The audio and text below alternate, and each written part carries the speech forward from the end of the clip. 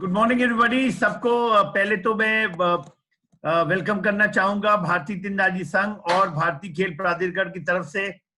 आप लोग आज जुड़े हैं हमारे 5वें मंथ के 5वें मॉड्यूल पे, जहां पे हम लोग आपको बताएंगे कि क्या 5वें मंथ ये जो मॉड्यूल है ये तो वैसे 12 महीने का है और उसमें हम लोग हर मंथ में 4 वीकली लेसन लेके आ रहे हैं, तो उसके बारे में हम आपको बताएंगे। आज नई नई बातें भी बताएंगे, लेकिन पहले सुनते हैं। हमारे साथ चेतन जी जुड़ गए हैं। चेतन जी हमारे सेक्रेटरी हैं गोवा आर्चरी फेडरेशन के, और मैं रिक्वेस्ट करूंगा चेतन जी से कि काइंडली आए और सबको वेलकम करें। Chetan ji, can you hear me?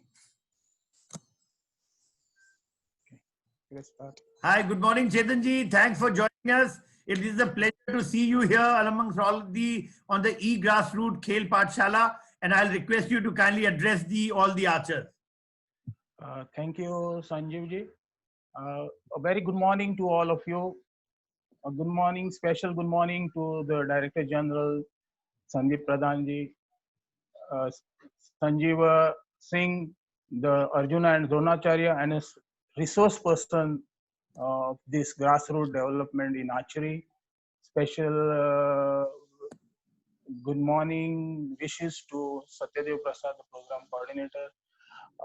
Good morning to all the members of the SAI and especially our colleagues of Archery Association of India. It gives me great pleasure in knowing that Sports Authority of India and Archery Association of India has started this new endeavor to promote archery at grassroots level. I'm sure with this type of programs, more archers and more coaches would be developed, and a strong foundation for the archery would be laid by these coaches, so that our future champions are always there at the international level, flying with high colors. It's a good thing to know that Sports Authority of India and Archery Association of India, in a joint coordination of this program, is promoting archery at a bigger scale. And it is a true fact that more and more archers would be developed with such types of programs. More coaches would be also taking up this program seriously, because this program is a very, very innovative and a new program. And I have to thank the resource persons, especially Sanjeev Singh, with a simple, lucid language. He's explaining the development skills of archery. And with this type of programs, Archery Association of India will have good produced archers at the international level. And I'm sure in the coming Olympics, India would be there in the medal tally list. I would also like to thank the Sports Authority of India for taking the initiative of the coaches webinar. It was a very good program, and it was largely attended amongst all other programs which Sports Authority of India has also conducted in various sports disciplines. Archery, the Indian archers, I'm sure, are taking the coaching at present due to the coronavirus. They are all in a lockout. I'm sure they are continuous with their basics, practicing daily.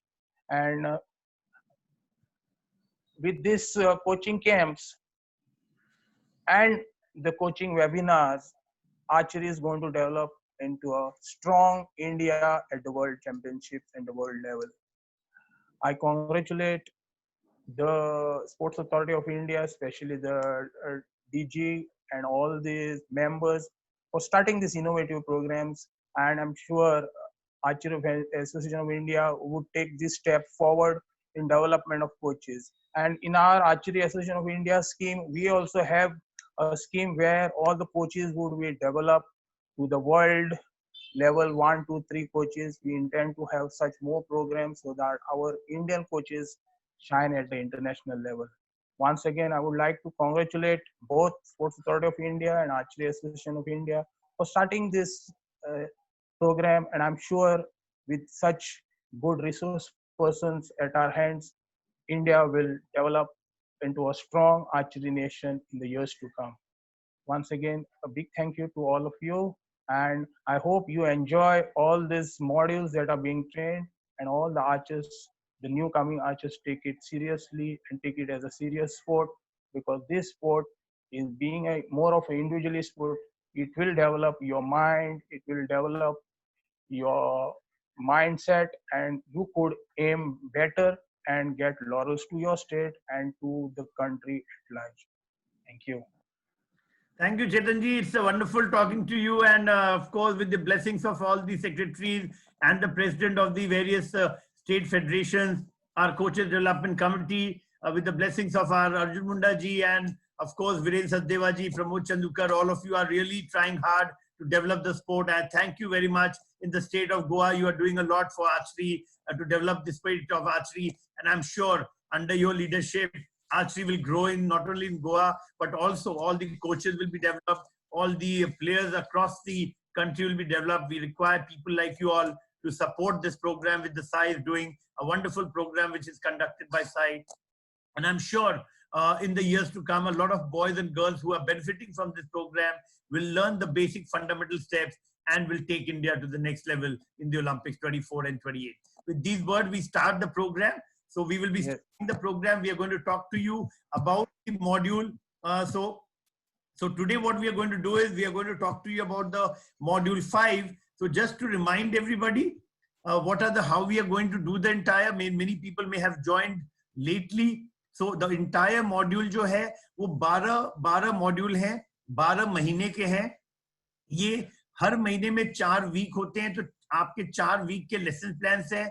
क्योंकि हमारा archery में fundamental 10 steps होते हैं, उन 10 steps को लगातार हमें पूरे साल ट्रेनिंग करनी होगी और उसमें महारत हासिल करना होगा. तो हम कैसे सिखा रहे हैं इस चीज को? आपके लिए हम लोग टेक्निकल इनपुट्स ला रहे हैं. जो हमारे जो कोचेस पैनल है, जो डिफरेंट टॉप कोचेस हैं, चाहे वो टाटा आर्चरी अकेडमी हो, चाहे वो आपका रिचपाल का अपना एमपी स्टेट अकेडमी हो, पूर्णिमा में तो धर्मेंद्र तिवारी टाटा अकेडमी से जुड़े हुए हैं, आपके श्राइन बोर्ड से कुलदीप वेदवान जुड़े हुए हैं, सुरेंद्र जी जुड़े हुए हैं आपके फ्रॉम दी पंजाबी यूनिवर्सिटी से, और आपके प्रकाश राम जुड़े हैं बिरसा मुंडा अकेडमी से, रंजीत जुड़े हुए हैं आर्चर्स अकेडमी पुणे से, टिटमस शर्मा एएसआई से, नीलेश गुप्ता एएसआई से.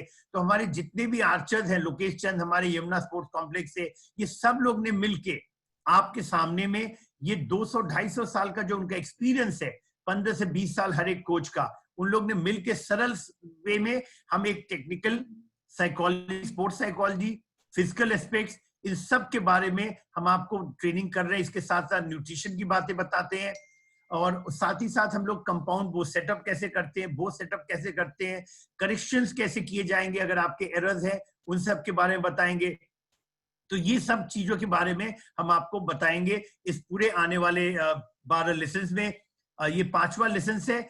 जो हमारे बनाने का मोड क्या है, हम एक वीडियो दिखाएंगे, पिक्चर्स दिखाएंगे, आपको फंडामेंटल स्टेप्स के बारे में बताएंगे, और ये वीकली लेसन जो है आपको कंटिन्यूअस फॉलो करेगा. हम लोग हर दिन आपको दिखाएंगे, जैसे आपने बाकी, क्योंकि जब तक आप लगातार वो टॉप आर्चर्स को एक्शन में नहीं देखेंगे तब तक आप सीखेंगे नहीं.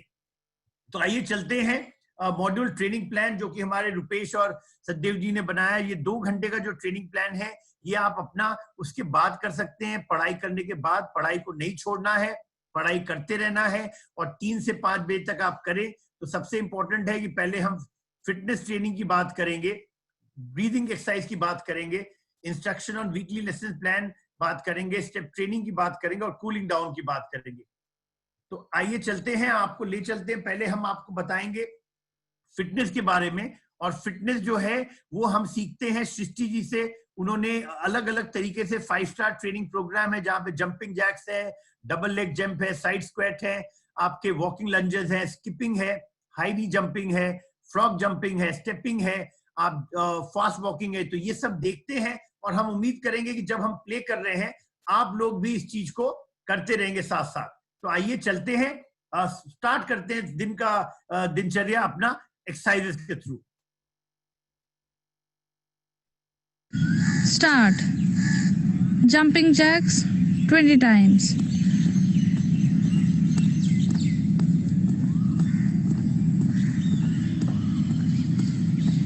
सभी बच्चे हम लोग के साथ कर सकते हैं, जो जो देख रहे हैं।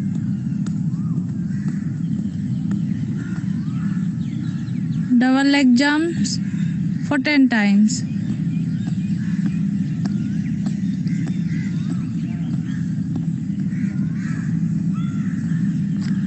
Side squats.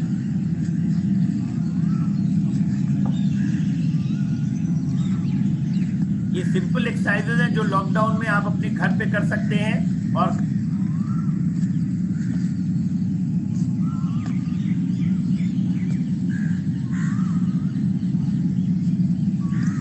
Double leg jump.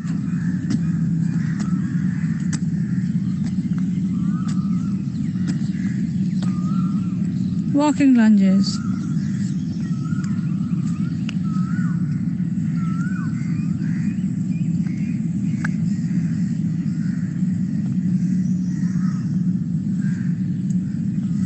Speed walk.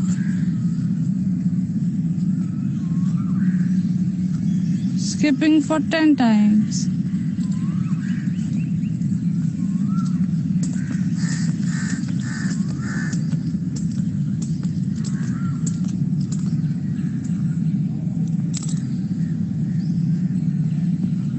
High knee 10 times.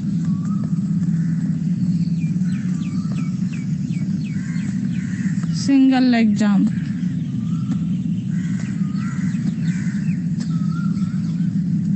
Leg change.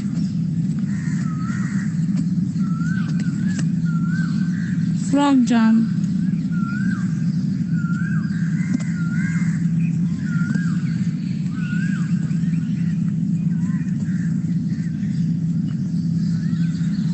Rest for 10 seconds.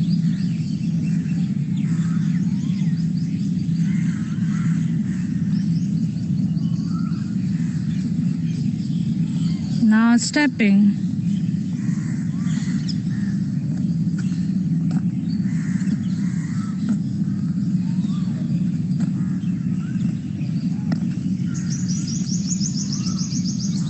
Jumping.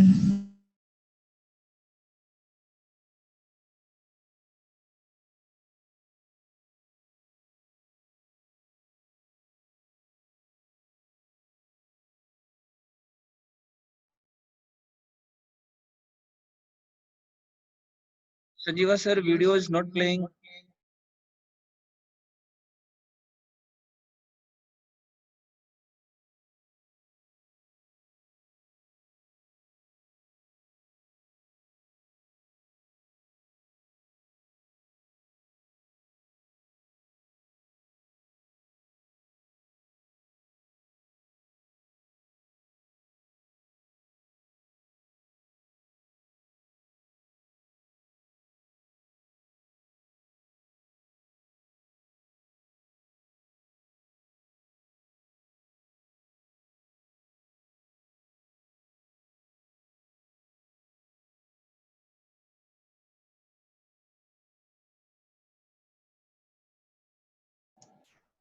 Sanjeeva sir, video is not playing.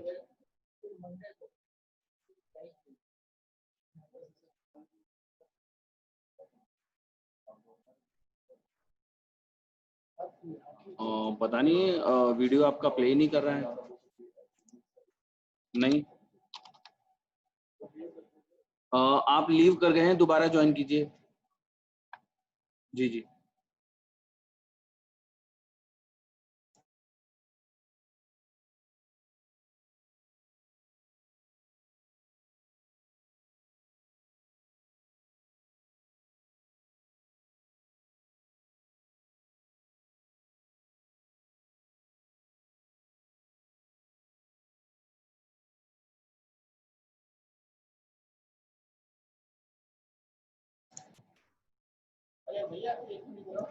कुछ टेक्निकल प्रॉब्लम की वजह से हमको थोड़ा सा होल्ड करना पड़ रहा है।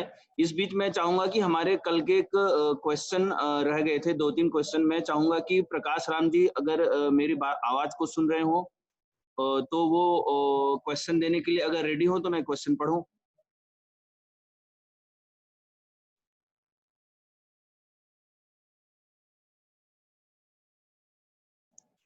प्रकाश राम जी अगर मेरी आवाज को सुन रहे हैं तो मैं फिर क्वेश्चन पढ़ूं। पढ़ा जाए सर। हमारा कल का 2-3 क्वेश्चन रह गया था। मैं चाहूंगा कि उसका आप कुछ शॉर्ट टाइम में रिप्लाई दे दें कि जब हम शूट करते हैं तो बो को कई बार आर्चर पकड़ लेते हैं। तो उसमें किसी आर्चर ने कल एक क्वेश्चन लिखा था कि अगर कोई आर्चर बो पकड़ रहा हो तो उसको कैसे ठीक किया जाए, इसके बारे में थोड़ा बताएंगे। सर सबसे पहले धन्यवाद सर आपका। अक्सर ऐसा होता है कि जब बच्चे शूट करते हैं तो वो बो को पकड़ लेते हैं। तो उसको सुधारने के बहुत सिंपल तरीके हैं। जब भी हम शूट करें तो सामने अपने कोच को रखें और सेफ्टी मानकों का ध्यान दें। पहले आर्चर को रेडी करें, 10 मीटर में टारगेट को लगा दें। उसके बाद आर्चर को बोले कि स्लिंगर आप उतार दो, स्लिंगर खोल दे। उसके बाद उनको बोलिए नॉर्मल शूट करने के लिए। जब वो आर्चर नॉर्मल शूट करेगा, सामने उनके कोच होंगे। जैसे ही शूट करेगा तो बो जो है उनके हाथ से बाहर की ओर जाएगा और कोच उनके बो को पकड़ेंगे। तो इस तरह से अगर वो 2-3 बार ट्राई करते हैं या दिन भर चलाते हैं तो उनका जो बो जंप है बहुत क्लियर होगा, फंसेगा। हम एग्जांपल देना चाहते हैं कि जब भी कोई तेज गति से आती हुई चीज़ जो होती है, या आप फुटबॉल देख लीजिए, बहुत जोर से कोई शॉट मारता है और उसको कोई बीच में अगर हल्का सा भी टच करता है तो उसका स्पीड रुक जाती है, धीरे हो जाता है वो। वैसे ही जब हम शॉट करते हैं और हम बो को पकड़ते हैं तो हमारा जो एरो का जो गति होता है, जो स्पीड होता है वो स्लो हो जाता है और हमारा एरो अक्सर डाउन गिरता है। तो हमको ध्यान देना है कि जब भी हम शॉट करें तो हमारा जो बो जंप हो क्लियर हो। ये करेक्शन 1 हो गया। एक तरीका और भी है जो बहुत सिंपल तरीका है जिसमें कि आप सेल्फ को सुधार सकते हैं, अपने बो पकड़ने के प्रॉब्लम्स को। अपने बो को एक किसी भी पेड़ के सहारे या लकड़ी के सहारे या हैंग कर दे, बो को पहले लटका दे। वो ऐसा लटकाए जो कि 90 डिग्री एंगल में हो, आपके फोरहेंड के सामने आए। रस्सी से लटकाने के बाद आप उसको विदाउट स्लिंगर शूट करें। जब आप शूट करेंगे तब देखेंगे कि आपका बो जंप जो है वो क्लियर होगा, आपके फॉलो थ्रू बहुत अच्छे होंगे और जब भी आप शूट करेंगे इसमें किसी का सपोर्ट करने की जरूरत नहीं पड़ेगा आपको, आप खुद ही इसको चलाएँगे और आपका जो जो बो जंप है वो क्लियर होने लगेगा। तो बहुत सिंपल तरीका है और इसको हम आपको अभी हम जस्ट नॉर्मली बता रहे हैं। कल हो सकता है कि इसको हम एक वीडियो के थ्रू भी आपको दिखाएँ जिससे कि आप ज़्यादा से ज़्यादा समझ पाएँ कि आखिर ये प्रॉब्लम कैसे आप ठीक करें। एक दूसरा क्वेश्चन और था कि रिलीजर कंपाउंड बो में उसको लूज और टाइट किस हिसाब से करना चाहिए, किस किस सिचुएशन में करना चाहिए या किस किस फोल्ड करेक्शन में करना चाहिए, उसके बारे में भी थोड़ा डिटेल में बताएंगे। जो ट्रिगर का जो ढीला टाइट का जो सिस्टम है वो आर्चर के शूटिंग के हिसाब से होता है। जब भी हम देखिएगा ट्रिगर के जो थंब होता है उसके नीचे में एक छोटा-सा स्क्रू होता है। अगर उसको हम टाइट करेंगे तो वो ट्रिगर ढीला होगा और उसको हम ढीला करेंगे तो ट्रिगर टाइट होगा। तो आपको ध्यान देना है कि जब भी हम ट्रिगर को ढीला या टाइट करना है तो अपने कोच के माध्यम से आपने बहुत माइनर मूवमेंट्स में करेंगे। माइनर मूवमेंट करके शूट करके देखेंगे कि मेरा जो शॉट है वो कितने टाइम में निकल रहा है। मेरे बॉडी के हिसाब से वो कितने टाइम में शॉट को निकाल पा रहे हैं। तो इसी तरीके से उसको आप ठीक कर सकते हैं अपने ट्रिगर के बैक अपने प्रेशर टेंशन को। थैंक यू प्रकाश राम जी। अगर रूपेश सिंह मेरी आवाज को सुन रहे हो तो मैं उनके लिए क्वेश्चन पुट अप करूं। हमारे एक्सपर्ट पैनल में रूपेश सिंह जी हैं, अगर मेरी आवाज को सुन रहे हैं तो मैं उनके लिए क्वेश्चन पुट अप करूं। हेलो, हम कर दें। Good morning everyone. जी जी गुड मॉर्निंग। अच्छा, एक क्वेश्चन था कि हेड मूवमेंट जब हम एंकर करते हैं चाहे रिलीज करते हैं उसमें काफी लोगों का हेड मूवमेंट होता है, तो उसको कैसे ठीक किया जाए और ये मूवमेंट किस वजह से होता है, उसके बारे में थोड़ा डिटेल से बताएंगे। ये जैसे आपने कल का सेशन सुना होगा तो आप पद्मश्री लिम्बाराम जी को आपने सुना होगा। उन्होंने एक बात बोला था कि आपको जब तक आप वो कंट्रोल नहीं हो जाए, यानी आपका स्ट्रेंथ नहीं आ जाए, तब तक आप वो ड्रॉ करते रहिए, या फिर जो फिजिकल एक्टिविटी है वो फिजिकल स्ट्रेंथ बढ़ाने के लिए वो आपको ट्राई करते रहना पड़ेगा। बेसिकली जो हेड, जब हम लोग एंकर करते हैं, हेड आगे जाता है स्ट्रिंग के तरफ, वो जनरली होता है स्ट्रेंथ की कमी से, कि या तो वो पॉन्डेज हमारे स्ट्रेंथ से ज्यादा है, या फिर मेरा स्ट्रेंथ कम है। तो इसको बढ़ाने के लिए आपको सबसे पहले आपको वो का स्ट्रेंथ के हिसाब से आपको अपना स्ट्रेंथ डेवलप करना पड़ेगा। जितना पॉन्डेज है, आपको जितना जरूरी पॉन्डेज है, उस हिसाब से आपको अपने आप को मैनेज करना पड़ेगा।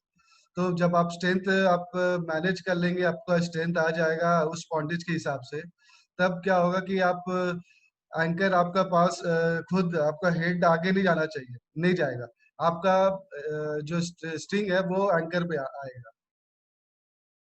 तो जो हेड मास्टर होता है वो स्टूडेंट के पास नहीं जाता है, स्टूडेंट आता है हेड मास्टर के पास।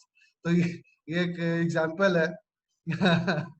तो उसी तरह से आपका अगर आपका हेड मास्टर है, स्ट्रिंग आपके स्टूडेंट है, तो आपके स्ट्रिंग जो स्टूडेंट है आपके पास आना चाहिए, एंकर के पास, ना कि हेड मास्टर स्ट्रिंग के पास जाएगा। जी सर, रुपेश सर बहुत अच्छा आपने बताया। मैं एक चीज और चाहूंगा, आप एक चीज के बारे में थोड़ा सा डिटेल में बताएं कि ट्रेनिंग प्लान पीरियोडाइजेशन क्या चीज होता है और वो कोचेस और प्लेयर के लिए क्यों इम्पोर्टेंस करता है। ट्रेनिंग प्लान बहुत इंपॉर्टेंट चीज है। जितना भी आप कोई भी स्पोर्ट देखेंगे, जो प्रोफेशनल वे में आगे बढ़ता है, जो भी कोचेस और जो भी फेडरेशन, जो भी अभी अपना ट्रेनिंग प्लान बना रहे हैं, बहुत प्रोफेशनली वे में बना रहे हैं। क्योंकि उससे क्या होता है ना, आपको पता चलता है कि आपका टारगेट क्या है उस सीजन का। उस टारगेट को अचीव करने के लिए आपको क्या क्या चीज करना पड़ेगा। तो उसमें बेसिकली सबसे इम्पोर्टेंट चीज होता है पीरियडाइजेशन का, कि मेरा परफॉर्मेंस कैसे इनहेंस हो, आने वाले समय में हमको कैसे अपनी ट्रेनिंग को आगे लेके जाना है, किस वे में लेके जाना है। ये इम्पोर्टेंस है पीक परफॉर्मेंस अचीव करने के लिए। तो पीरियडाइजेशन बेसिकली 3 पार्ट का होता है। एक अगर आप 1 साल का ट्रेनिंग प्लान अगर 1 साल का टारगेट करके बनाते हैं पीरियडाइजेशन, तो अगर आपका 1 साल बाद, जैसे अभी जून है, आप नेक्स्ट जुलाई के लिए अगर ट्रेनिंग प्लान बनाएंगे, आपका जुलाई में आपका टारगेट है कि हमको वर्ल्ड चैंपियनशिप इस साल खेलना है, तो उस हिसाब से आपको पीरियडाइजेशन को अलग अलग पार्ट में ब्रेक करना होगा। तो उसमें 3 पार्ट आता है, एक प्रिपरेटरी फेज आता है, एक कॉम्पिटिशन फेज आता है, और एक ट्रांजिशन फेज आता है। तो उसको भी हम लोग प्रिपरेटरी फेज को भी 2 पार्ट में डिवाइड करते हैं। एक होता है जनरल प्रिपरेटरी फेज, और दूसरा होता है स्पेसिफिक प्रिपरेटरी फेज। तो जो न्यू प्लेयर्स होते हैं, तो उनको जनरल प्रिपरेटरी फेज में ज्यादा समय देना चाहिए, ताकि उसका जनरल जो डेवलपमेंट है स्पेसिफिक स्पोर्ट के तरफ, उसका फिटनेस आए, उसका डेवलपमेंट उसी प्रकार से हो। और उसके बाद आता है सेकंड कंपटीशन फेज में 2 पार्ट होते हैं। कंपटीशन फेज में होता है प्री कंपटीशन फेज, और दूसरा होता है कंपटीशन फेज, जहाँ पे हम लोग को एक्चुअल पीक करना है। तो वो पीक करने के लिए जो पीरियडाइजेशन है, सबसे हमको मेरा जो टारगेट है उसको अचीव उसी पीरियड में किया जाता है, कि उस टारगेट में हम लोग उस पीरियड में कैसे अपने टारगेट को अचीव करें। उसके बाद लास्ट में आता है जो थर्ड पार्ट है, ट्रांजिशन फेज। इसमें इस फेज का इम्पोर्टेंस इसलिए है कि जो हम लोग सीजन पार किए हैं, उस सीजन में हम लोग का जो पहला सीजन पार किए हैं, उसका जो मेंटल सेटअप था, मेंटल स्टैंडर्ड था, उस है ना, आप एक मोनोटोनस स्टेट में रहते हैं, और दूसरा सीजन में जाने के लिए आपका ये ट्रांजिशन फेज बहुत इंपॉर्टेंट है, साइकोलॉजिकल फैक्टर है इसमें इन्वॉल्व। बहुत अच्छी जानकारी बहुत अच्छा है कहा आपने। रुपेश जी ने। रुपेश जी, आपने बहुत अच्छी जानकारी दिया। ये जो आप बता रहे थे, ये बहुत अच्छी बात है, क्योंकि बहुत लोगों को पीरियडाइजेशन के बारे में पता नहीं रहता। तो आज हमारे साथ रुपेश जी, जिन्होंने ट्रेनिंग एंड लेसन प्लान में मदद कर रहे थे, वो जुड़े थे और उन्होंने बहुत अच्छी बातें बताई। ये इंपॉर्टेंट है, हम लोग रियलाइज कीजिएगा, जो ग्रासरूट प्लानिंग हो रही है वहां पे हम इंटेंसिटी और स्ट्रेंथ और इस सब के वेरिएशन नहीं ला रहे हैं, क्योंकि ये 8 से 12 साल के बच्चे हैं। लेकिन जब डेवलपमेंट में आएंगे तो रुपेश और सतदेव जी आपको दिखाएंगे ग्राफिकली कैसे आपको लोड बढ़ाना चाहिए, कैसे इंटेंसिटी को वेरिएट करना चाहिए कंपटीशन के पहले, तो वो आपको जो बताएंगे। अब बाद में हम लोग जुड़ेंगे, उसके बाद फिर रुपेश जी आपको पूरा एक कंप्लीट लेसन प्लान उसी के ऊपर लेंगे और सतदेव जी दोनों आदमी आपको बताएंगे। तो आइए चलते हैं। आपको हमने बोला जैसे फिजिकल फिटनेस आपको दिखा दिया, अब इम्पोर्टेंट क्या है कि हम लोग योगा से शुरू करें, क्योंकि जैसा हमें योगा गुरु बताते हैं और जैसे हमारा हमेशा से ये रहा है कि योग जो है वो हम लोग का प्रथा है। तो मैं रिक्वेस्ट करूंगा कि सतदेव जी आपको दिखाई पड़ रहा है? जी सर, बिल्कुल दिखाई पड़ रहा है जी। तो आइए चलते हैं, हमारे प्राची जो यूथ कॉमनवेल्थ मेडलिस्ट हैं उनसे सीखते हैं कि शुरुआत करते हैं अपना सूर्य नमस्कार जी से। नमस्कार, आज मैं आपको बताऊंगी योग और प्राणायाम के बारे में। तो शुरुआत करते हैं सूर्य नमस्कार के साथ। सूर्य नमस्कार में 12 स्टेप्स होता है और ये हम स्टार्ट करेंगे पहले लेफ्ट लेग से।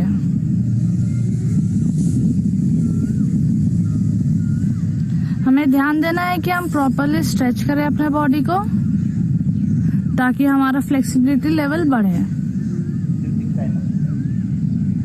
हमें ब्रीदिंग का भी ख्याल रखना है।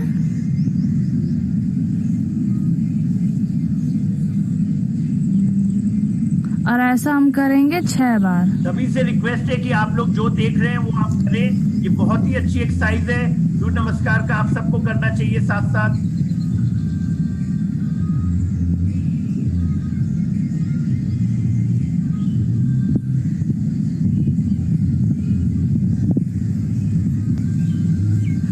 अब हम करेंगे प्राणायाम। तो हम शुरुआत करते हैं ओम के साथ।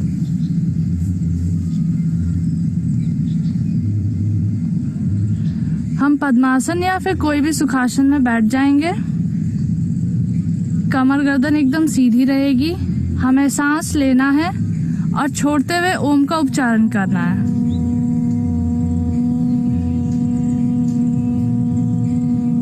ऐसा हम करेंगे 6 बार।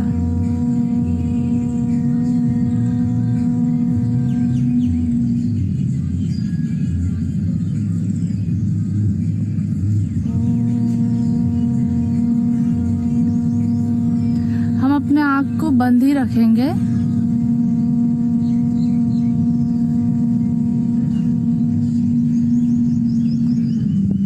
रिलैक्स। और हमारा सेकंड एक्सरसाइज है ब्राह्म ब्रेक, जिसमें हम अंगूठे से अपने कान को बंद करेंगे। फर्स्ट फिंगर हमारे आईब्रो के ऊपर रहेगा। 2 फिंगर आंखों पर, हमें प्रेस नहीं करना है। और कानी अंगुली हमारे गाल पे। हमें लंबी गहरी सांस लेना है और ओम का उच्चारण करना है, लेकिन मुंह को बंद रखे हुए। और ध्यान देंगे कि हमारा दांत सटे हुए ना हो। ऐसा हम करेंगे 6 बार।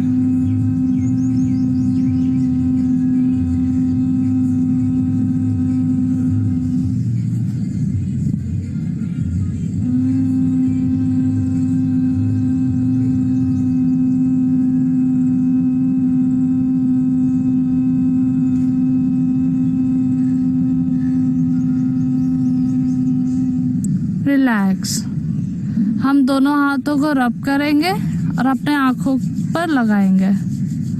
इसी तरह हमें धीमे से हल्के से आंख को खोलना है। तो आपने देखा बहुत ही सरल तरीके से कोमलिका बारी ने प्राची के साथ मिलकर आपको ये तीनों आसन का बताया। ये बहुत जरूरी है फ्रेंड्स कि, और सभी पेरेंट्स कोचेस से मैं निवेदन करूंगा कि आप कृपया करके योगा जरूर कराएं, क्योंकि योगा से बॉडी की फ्लेक्सिबिलिटी बढ़ती है, बॉडी को काम होता है, ब्रीदिंग की कैपेसिटी बढ़ती है। क्योंकि ये 3 चीज बहुत इंपॉर्टेंट है आज के लिए। फ्लेक्सिबिलिटी, आपका कामनेस और एंजाइटी लेवल को कम करना, क्योंकि कंपटीशन में अधिकतर पाया गया है कि हमारे जब उत्तेजित हो जाते हैं, मेरा हार्ट रेट बढ़ता है तो मेरा फोकस हट जाता है इंटरनल प्रोसेस से और एक्सटर्नल पे चला जाता है।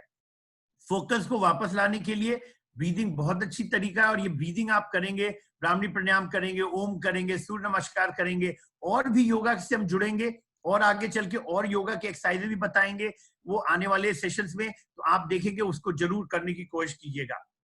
अब जो इम्पोर्टेंट क्या है कि सबसे इम्पोर्टेंट, एक बहुत इंपॉर्टेंट चीज है न्यूट्रिशन के ऊपर में।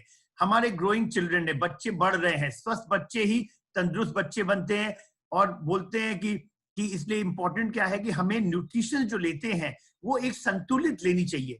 तो हमारे साथ आज जुड़ी हैं हिमानी जी, और हिमानी जी आपको बताएंगी कि विटामिन के बारे में, और जब उन्होंने अपने पिछले क्लासेस में कार्बोहाइड्रेट, फैट्स और प्रोटीन्स के बारे में बताया, और आज आप सुनिए उनसे विटामिन में क्या करना चाहिए, कैसे खाना चाहिए जिससे हमारा सेहत और बेहतर हो पाए।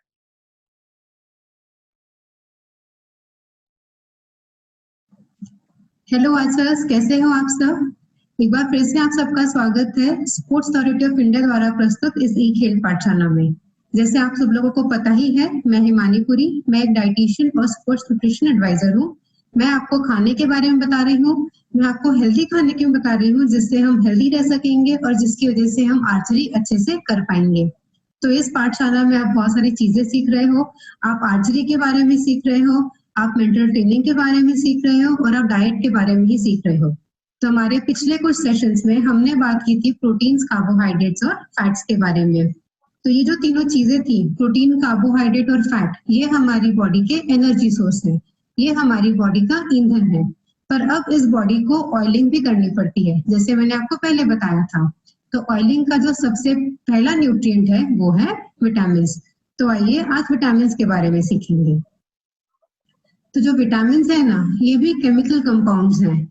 बॉडी को इनकी जरूरत सिर्फ छोटी सी क्वांटिटी में होती है, बहुत ज्यादा नहीं चाहिए, इसीलिए हम इनको माइक्रो न्यूट्रिएंट्स भी कहते हैं।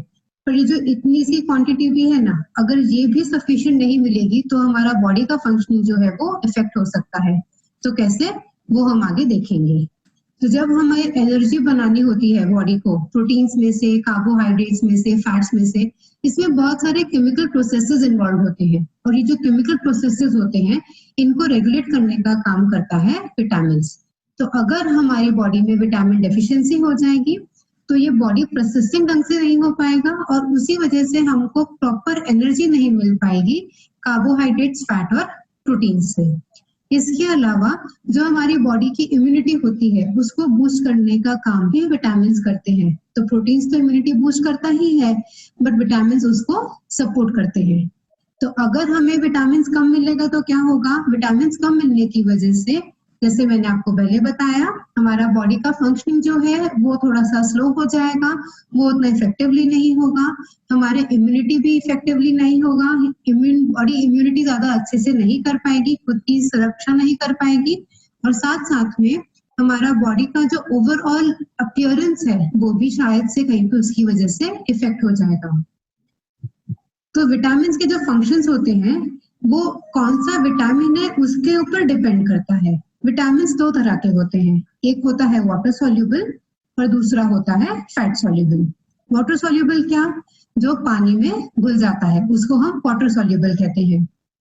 तो जो विटामिन वाटर सॉल्युबल हैं वो है vitamin B complex, vitamin B12, vitamin C और folic acid. Vitamin B complex की गोली हमने मार्केट में देखी ही होंगी, है ना। तो उसमें आता है vitamin B1, vitamin B2, vitamin B3, vitamin B6। तो ये सारे के सारे जो विटामिन हैं इनको हम इकट्ठा कहते हैं विटामिन बी कॉम्प्लेक्स। अगर हमारी बॉडी में इनकी डेफिशिएंसी हो जाती है तो उसकी वजह से हमारी बॉडी एनर्जी प्रोडक्शन अच्छे से नहीं कर पाएगी, और विटामिन B6 जो होता है, विटामिन B3 जो होता है वो खून बनाने में भी मदद करता है। तो अगर इनकी डेफिशिएंसी होगी तो हमें शायद से अनीमिया भी हो सकता है। ठीक है, तो समझ में आया आपको कितना जरूरी है हमारे लिए विटामिन बी कॉम्प्लेक्स। दूसरा जो विटामिन आता है वाटर सॉल्युबल में वो है विटामिन सी। विटामिन सी हमारी इम्यूनिटी का सबसे बड़ा इंपॉर्टेंट विटामिन है। अगर आप प्रॉपरली विटामिन सी लेते हो रोज तो आपका इम्यूनिटी स्ट्रांग रहेगा। जैसे कि अभी हमारे प्रधानमंत्री जी भी हमें कहते हैं कि हमें विटामिन सी लेते रहना चाहिए। जैसे हमें टीवी में बताया जाता है कि रोज आप विटामिन सी की गोली लो, तो उससे क्या होगा, हमारी जो रोग प्रतिकार शक्ति है वो इम्प्रूव होगी। तो हम ये विटामिन सी गोली में से तो ले ही सकते हैं, बट इसके अलावा अगर आप रोज एक आंवले का टुकड़ा या पूरा एक आंवला भी खाओगे तो भी आपको विटामिन सी मिलेगा। या फिर अगर आप रोज सुबह उठ के एक गरम ग्लास के पानी में थोड़ा सा नींबू निचोड़ के लोगे तो भी उससे आपको विटामिन सी मिल जाएगा। तो ये विटामिन सी से हमारा जो इम्यूनिटी है वो इम्प्रूव होगा और स्ट्रांग होगा। उसके बाद दूसरा आता है फॉलिक एसिड। फॉलिक एसिड वापस हमें खून बनाने में मदद करता है, इसलिए फॉलिक एसिड भी हमारे डाइट में प्रॉपर बैलेंस्ड अमाउंट में होना चाहिए। और लास्ट आता है vitamin B12। Vitamin B12, we being archers, हमको इसके बारे में पता होना चाहिए। अगर विटामिन B12 की डेफिशिएंसी बॉडी में हो जाती है तो हमारा मसल वीकनेस हो जाता है, और अगर मसल वीकनेस नहीं होगा तो हम स्टांस में खड़े नहीं हो पाएंगे। अगर मसल स्ट्रांग नहीं होंगे तो फिर हम लोग शूटिंग नहीं कर पाएंगे, और वापस अगर आप शूटिंग नहीं कर पाओगे तो आप परफॉर्म नहीं कर पाओगे। तो इसीलिए इतना सा विटामिन B12 भी अगर आपकी बॉडी में कम हो जाएगा तो उसकी वजह से आपको वीकनेस आ सकती है। तो इसीलिए हमारे लिए जरूरी है कि हम हमारा विटामिन B12 रेगुलरली चेक करवाते रहें। और दूसरी बात क्या जरूरी है विटामिन के बारे में जानना, वाटर सोल्यूबल विटामिन के बारे में जानना, कि ये पानी में घुलनशील होने की वजह से ये बॉडी में एक्सेस में स्टोर नहीं होते। तो ये नहीं है कि आज मैंने 2-3 नींबू खा लिए या मैंने 4-5 आंवला खा लिए ताकि मुझे 4-5 दिन आंवला नहीं खाना पड़ेगा। नहीं, आप ऐसा नहीं कर सकते, क्योंकि जो भी एक्सेस रहेगा वो हमारी बॉडी में से एक्सक्रीट हो जाएगा। तो इसीलिए वाटर सोल्यूबल विटामिन का हमें जो डोज है वो हमारा रेगुलर डेली रखना पड़ता है। तो सबसे आसान बात हमारे लिए ये है कि water soluble vitamin, specially vitamin B complex, vitamin C और फॉलिक एसिड, अगर आप रेगुलरली फ्रेश फ्रूट्स और वेजिटेबल्स खाते हो, प्रॉपर क्वांटिटी में खाते हो, तो उसका डेफिशिएंसी नहीं होगा। पर विटामिन B12 जो होता है वो हमें डाइट में से नहीं मिलता, इसलिए हमें बकायदा उसका टेस्ट करवा के डाइटिशियन से, डॉक्टर से कंसल्ट करके ही उसका डोज लेना पड़ता है। तो याद रहे दोस्तों कि हमें विटामिन B12 का टेस्ट रेगुलरली करवाते रहना चाहिए। हर 3 महीने में, 6 महीने में हमें हमारा B12 का टेस्ट करवा के चेक करवाते रहना चाहिए कि हमारा B12 कम तो नहीं हो गया है। ठीक है? तो दूसरा हम जिसके बारे में बात कर रहे हैं वो है फैट सोल्यूबल विटामिन। जैसे कि नाम से हमें पता चलता है ये फैट में या वसा में घुलनशील है। जैसे मैंने आपको लास्ट क्लास में बताया था कि फैट्स क्या करता है, फैट्स विटामिन को डिसॉल्व करता है और बाकी की बॉडी को सप्लाई करता है। तो ये विटामिन जो है ये क्योंकि फैट में सॉल्युबल होते हैं इसलिए इनकी टॉक्सिसिटी भी हो सकती है, क्योंकि हमारी बॉडी में जहां जहां पे फैट रहेगा वहां पे अगर आप इसको ज्यादा खाओगे तो ये डिपॉजिट हो जाएगा। तो इसलिए इनको जहां तक हो सके सोच समझ के ही खाना है, एक्सेस में नहीं खाना है। तो कौन कौन से विटामिन हैं fat soluble? Vitamin A, vitamin D, vitamin E और विटामिन के। जैसे हम सबको पता है विटामिन ए हमारी आंखों के लिए जरूरी है, आई साइट के लिए अच्छा है। विटामिन डी हमारी हड्डियों के लिए जरूरी है, वो हमारी हड्डियों को मजबूत बनाता है। इसके बारे में हम हमारी नेक्स्ट क्लास मिनरल्स में सीखेंगे कैल्शियम के साथ। तीसरा है विटामिन ई। विटामिन ई एक बहुत बड़ा इम्यूनिटी बूस्टर है। विटामिन ई हमें फिश ऑयल में से मिलता है, कई बार कुछ फोर्टिफाइड ऑयल्स आते हैं जिनमें विटामिन ई ऐड किया होता है। और लास्ट आता है विटामिन के। तो विटामिन के जो मैंने आपको ब्लड क्लॉटिंग के बारे में बताया था पहले क्लास में कि अपने आप बॉडी जख्म भर लेती है जब खून सूख जाता है, तो जो खून सूखना जो होता है, जो ब्लड क्लॉटिंग होती है वो विटामिन के की वजह से होती है। अगर आप आपकी डाइट में हरी सब्जियों का, पत्तों का खाने का सेवन प्रॉपर रखोगे तो विटामिन के का डेफिशिएंसी नहीं होगा। विटामिन ए, डी और ई भी अगर आपका डाइट प्रॉपर है, बैलेंस्ड है, तो उसका डेफिशिएंसी नॉर्मली बॉडी में नहीं होता है। तो आज की क्लास में हमने सीखा था विटामिन के बारे में। जैसे मैंने बताया विटामिन हमें बहुत ज्यादा क्वांटिटी में नहीं चाहिए होता है, थोड़ी क्वांटिटी में ही चाहिए होता है। अगर हमारा डाइट बैलेंस्ड रहेगा तो विटामिन का डेफिशिएंसी नहीं होता है। पर विटामिन B12 हमें चेक कराते रहना चाहिए और अच्छा सेहतमंद खाना खाते रहना चाहिए। अगर आप स्वस्थ खाएंगे तो आप तंदुरुस्त रहेंगे। हमारी अगली क्लास में हम सीखेंगे मिनरल्स के बारे में। Thank you. हमारी हिमानी जी ने बताया आपको विटामिन्स के बारे में, ये बहुत इंपॉर्टेंट है फ्रेंड्स। कहते हैं healthy mind rests in a healthy body, तो इसलिए it's very important that all of us realise that if we have lacking vitamins our immunity will be disturbed, and therefore in a situation like corona where the body immunity has to be very strong, it is important that we take the vitamins in a proper way. Many things are available in the various fruits, in the various vegetables which we are eating, but we have to eat in a proper way, in a proper so that it is संतुलित आहार होनी चाहिए, जिससे कि आप सबका स्वास्थ्य बढ़े, और जब स्वास्थ्य अच्छा होगा आप तंदुरुस्त रहेंगे, मसल की कैपेसिटी बढ़ेगी, आप बो को कंट्रोल कर पाएंगे और अच्छे शूट कर पाएंगे। तो ये इंपॉर्टेंट है फ्रेंड्स, क्यों हम लोग न्यूट्रिशन लेके आ रहे हैं, क्योंकि बहुत बार हमने देखा है बच्चों को सही तरीके से खाते नहीं, बहुत ज्यादा फैटी खाते हैं, पिज्जा खाते हैं, उससे उनका ग्रोथ नहीं, ओबेसिटी बढ़ जाती है। आखिरी में ओबीस बच्चा अच्छा नहीं है। आपको फ्लेक्सिबल, सपल आपकी बॉडी होनी चाहिए, तो आप अच्छे शूटर हैं। जितने भी टॉप वर्ल्ड आर्चर देखेंगे वो सभी रिकर्व के आर्चर्स आर स्ट्रॉन्ग, हेल्दी और सपल बॉडीज होते हैं। और आप यहाँ पे भी देखेंगे जितने भी आर्चर्स हैं वैसे ही हैं। तो इसलिए आपके लिए बहुत जरूरी है विटामिन्स का। अब आइए चलते हैं स्पोर्ट्स साइकोलॉजी की तरफ।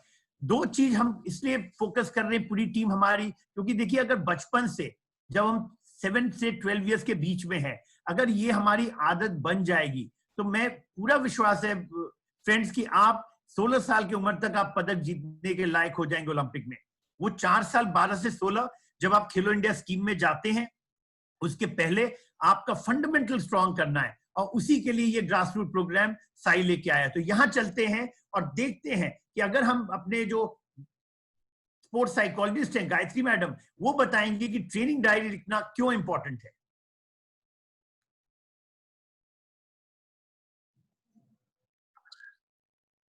हेलो आर्चर्स, ई पाठशाला के 5th क्लास में आज हम हैं। मैं गायत्री वर्तक आपको मेंटल ट्रेनिंग के बारे में बताऊंगी, जिससे आपका माइंड स्ट्रांग होने वाला है और आप अच्छे परफॉर्मेंसेस ला सकते हो। तो आज हम डायरी राइटिंग के बारे में सीखेंगे। इसके पहले भी हम डायरी राइटिंग कर चुके हैं। आज का जो लेवल ऑफ डायरी राइटिंग है वो नेक्स्ट और एडवांस्ड लेवल का है। तो मैं पहले बताती हूँ कि आपको क्या लिखना है। पहली चीज आपको ये लिखनी है कि आप सुबह से उठ के दिन भर फुल डे में आपका रूटीन क्या है। जैसे मैं 6 o'clock को उठी, मैंने 7 o'clock को ब्रेकफास्ट किया, मैंने 8 o'clock को एक्सरसाइजेस किया, फिर मैं स्कूल गई, फिर मैंने प्रैक्टिस किया 3 बजे से। तो जो भी आपका रूटीन है, हर दिन आपको ये रूटीन लिखना है, उठने के बाद सोने तक। इसी रूटीन में आप आपका मेंटल ट्रेनिंग का टाइम भी लिखोगे, आपका आर्चरी का टाइम भी लिखोगे, फिजिकल फिटनेस का टाइम भी लिखोगे और स्कूल का टाइम भी लिखोगे। इसके बाद आपको आपके स्पोर्ट प्रैक्टिस के डिटेल्स लिखने हैं। मतलब आप जब प्रैक्टिस करते हो, वो प्रैक्टिस में आज आपने क्या किया, ग्राउंड पे कितने एरो चलाए, आपने कौन से टेक्निक पे ध्यान दिया, आज आपके कोच ने आपको क्या बताया, क्या नया सीखा, ये सब आप सेकेंड पॉइंट में लिखोगे। ये लिखना क्यों जरूरी है? क्योंकि आपको पता होगा कि बहुत एलीट आर्चर्स और टॉप स्पोर्ट्स पीपल डायरी लिखते हैं, और उनको इसलिए खुद के बारे में पता होता है क्योंकि वो अपना हर चीज ये डायरी में मेंटेन करते हैं, मतलब रिकॉर्ड करते हैं। क्या हुआ, क्या नहीं हुआ, मैंने आज क्या किया, कैसे किया, हर डिटेल वो डायरी में लिखते हैं। इसीलिए वो जब अच्छे आर्चर बनते हैं, वो डायरी रेफर करने के बाद उनको पता चलता है कि मुझे किस चीज का हेल्प होता है, कौन सी चीजों से मुझे हेल्प नहीं होता है, मैंने क्या किया था, वो कठिन समय में क्या किया था, जब मेरा अच्छा चल रहा था तब मैं क्या कर रही थी, ये सब आपको पता चलेगा। इसीलिए ये डिटेल्स लिखना बहुत जरूरी है। लास्ट चीज जो आपको लिखनी है वो है इम्प्रूवमेंट्स। याद रखिए, मैं कह रही हूँ इम्प्रूवमेंट्स लिखनी है। क्या इम्प्रूव करना है वो नहीं लिखना है, ऑलरेडी इम्प्रूव किया हुआ चीज जो है वो लिखना है। एग्जाम्पल, जैसे मेरा शॉर्ट साइकिल या रिदम अच्छा आ रहा है, मेरा बैक टेंशन परफेक्ट है, जो भी कुछ आप अच्छा कर रहे हो वही आपको लिखना है। जो इम्प्रूव हो रहा है वही सिर्फ आपको लिखना है। मैं उम्मीद करती हूँ कि पिछले 4 महीनों से आप जो मेंटल ट्रेनिंग कर रहे हैं उससे आपका माइंड स्ट्रांग हो रहा है, और आगे चल के भी डायरी लिखने से और पिछले मंथ जो हमने ब्रीदिंग सीखा था वो करने से और स्ट्रांग बनेगा। अगर आप लिखोगे तो आप जागरूक बनेंगे, और जागरूक बनने से आपके आपका खुद का सेल्फ अवेयरनेस जब बढ़ेगा तब आप एक चैंपियन बन पाओगे। तो लिखते रहिए, ब्रीदिंग एक्सरसाइज करते रहिए और नेक्स्ट क्लास में हम कोई एक्सरसाइजेस सीखेंगे। धन्यवाद। मैडम ने आपको बताया कि जो डायरी राइटिंग है बहुत इंपॉर्टेंट है। डायरी राइटिंग क्यों इंपॉर्टेंट फ्रेंड्स? क्योंकि हम भूल जाते हैं। जब हम अच्छा चीज करते हैं तो हमेशा याद रखना चाहिए। अच्छी चीज जब याद रहेंगे, अच्छे संगत में रहेंगे, अच्छा खाएंगे, अच्छा पढ़ेंगे, अच्छा काम करेंगे, तो हमेशा जब आप अच्छे रहेंगे तो एक अच्छे नागरिक भी बनते हैं, एक अच्छे प्लेयर भी बनते हैं, एक अच्छे स्टूडेंट भी बनते हैं। तो अच्छाई जो है वो आपके अंदर में माँ बाप सिखाते हैं, उस चीज को आपको फॉलो करना चाहिए। तो वैसे ही जब आप डायरी में अच्छी चीजें लिखेंगे, आपने क्या किया, अपने अच्छे फीलिंग लिखेंगे कि आज जब आपने प्रैक्टिस कर रहे थे तो कैसा लग रहा था, क्या आपको बैक फीलिंग आया, क्या आपका बो हैंड बिल्कुल टाइट था, क्या आप पुश किए थे, क्या 50% पुशिंग एंड पुलिंग किए, क्या आपका होल्डिंग एक्सपेंशन कैसा रहा। तो जैसे जैसे हम आपको सिखाते हैं टेक्निक के बारे में, अच्छी चीजें लिखिए। जब आपको देखेंगे अच्छी चीजें लिखेंगे, आपको याद रहेगी। डायरी क्या बताता है? आपको याद दिलाता है। तो जब कभी भूल जाएंगे कोई चीज को, आप वापस पन्ना पलटिए, वापस आप जाइए अपने पास्ट में और देखिए कि जिस दिन आप बहुत अच्छा कर रहे थे तो क्या कर रहे थे, उस दिन क्या किया था आपने कि जो बहुत अच्छा शूटिंग हुआ। तो वो जब पढ़ेंगे आपको याद दिलाएगा कि उस दिन ऐसा मेरा फीलिंग ऐसा था, मेरा कितना पॉजिटिव थे हम, उस दिन मेरा दिन बहुत पॉजिटिव था। तो जब आप माइंड को पॉजिटिव रखेंगे तो आप अच्छा करेंगे और अच्छा शूटिंग होगी आपकी। तो अभी से आपको मेंटल ट्रेनिंग के बारे में धीरे धीरे हम लोग आदत दिला रहे हैं कि आप बच्चे जब शुरू में आते हैं तभी से आप कीजिए। फिटनेस, न्यूट्रिशन और आपका मेंटल ट्रेनिंग, ये तीनों का सम्मेलन बहुत इंपॉर्टेंट है, क्योंकि ये तीन अगर स्ट्रांग रहेंगे तो आपका टेक्निक अपने आप स्ट्रांग होगा। क्योंकि अगर बॉडी में कैपेसिटी नहीं रहेगी तो आप अच्छे आर्चर नहीं बन पाएंगे और आप गलत टेक्निक में आ जाएंगे। तो आइए अब चलते हैं, देखते हैं कि ये घर में बैठे हुए प्राची से, जो कि हमारी यूथ कॉन मेडलिस्ट हैं टाटा अकेडमी की, कि कैसे रबर ट्रेनिंग करें, और पूर्णिमा महतो जो द्रोणाचार्य अवार्डी हैं वो आपको बताएंगे कि कैसे किया जाए।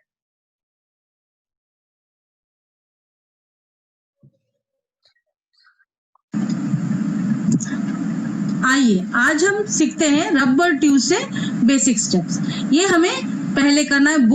जब बो लेते हैं उससे पहले हमें ये बेसिक स्टेप सीख जाना चाहिए। ये रबर ट्यूब से करने से बहुत अच्छा रहता है। जो प्रोसेस है वो सेम प्रोसेस में हमको फॉलो करना है। तो जो 10 स्टेप्स होते हैं, तो स्टार्ट करते हैं स्टांस से। स्टांस में हम देखिए शूटिंग लाइन के में खड़े हैं, दोनों पैर में बराबर वेट रहेगा और हमारा जो शोल्डर का चौड़ाई है और पैर का चौड़ाई एकदम सेम बराबर रहेगा।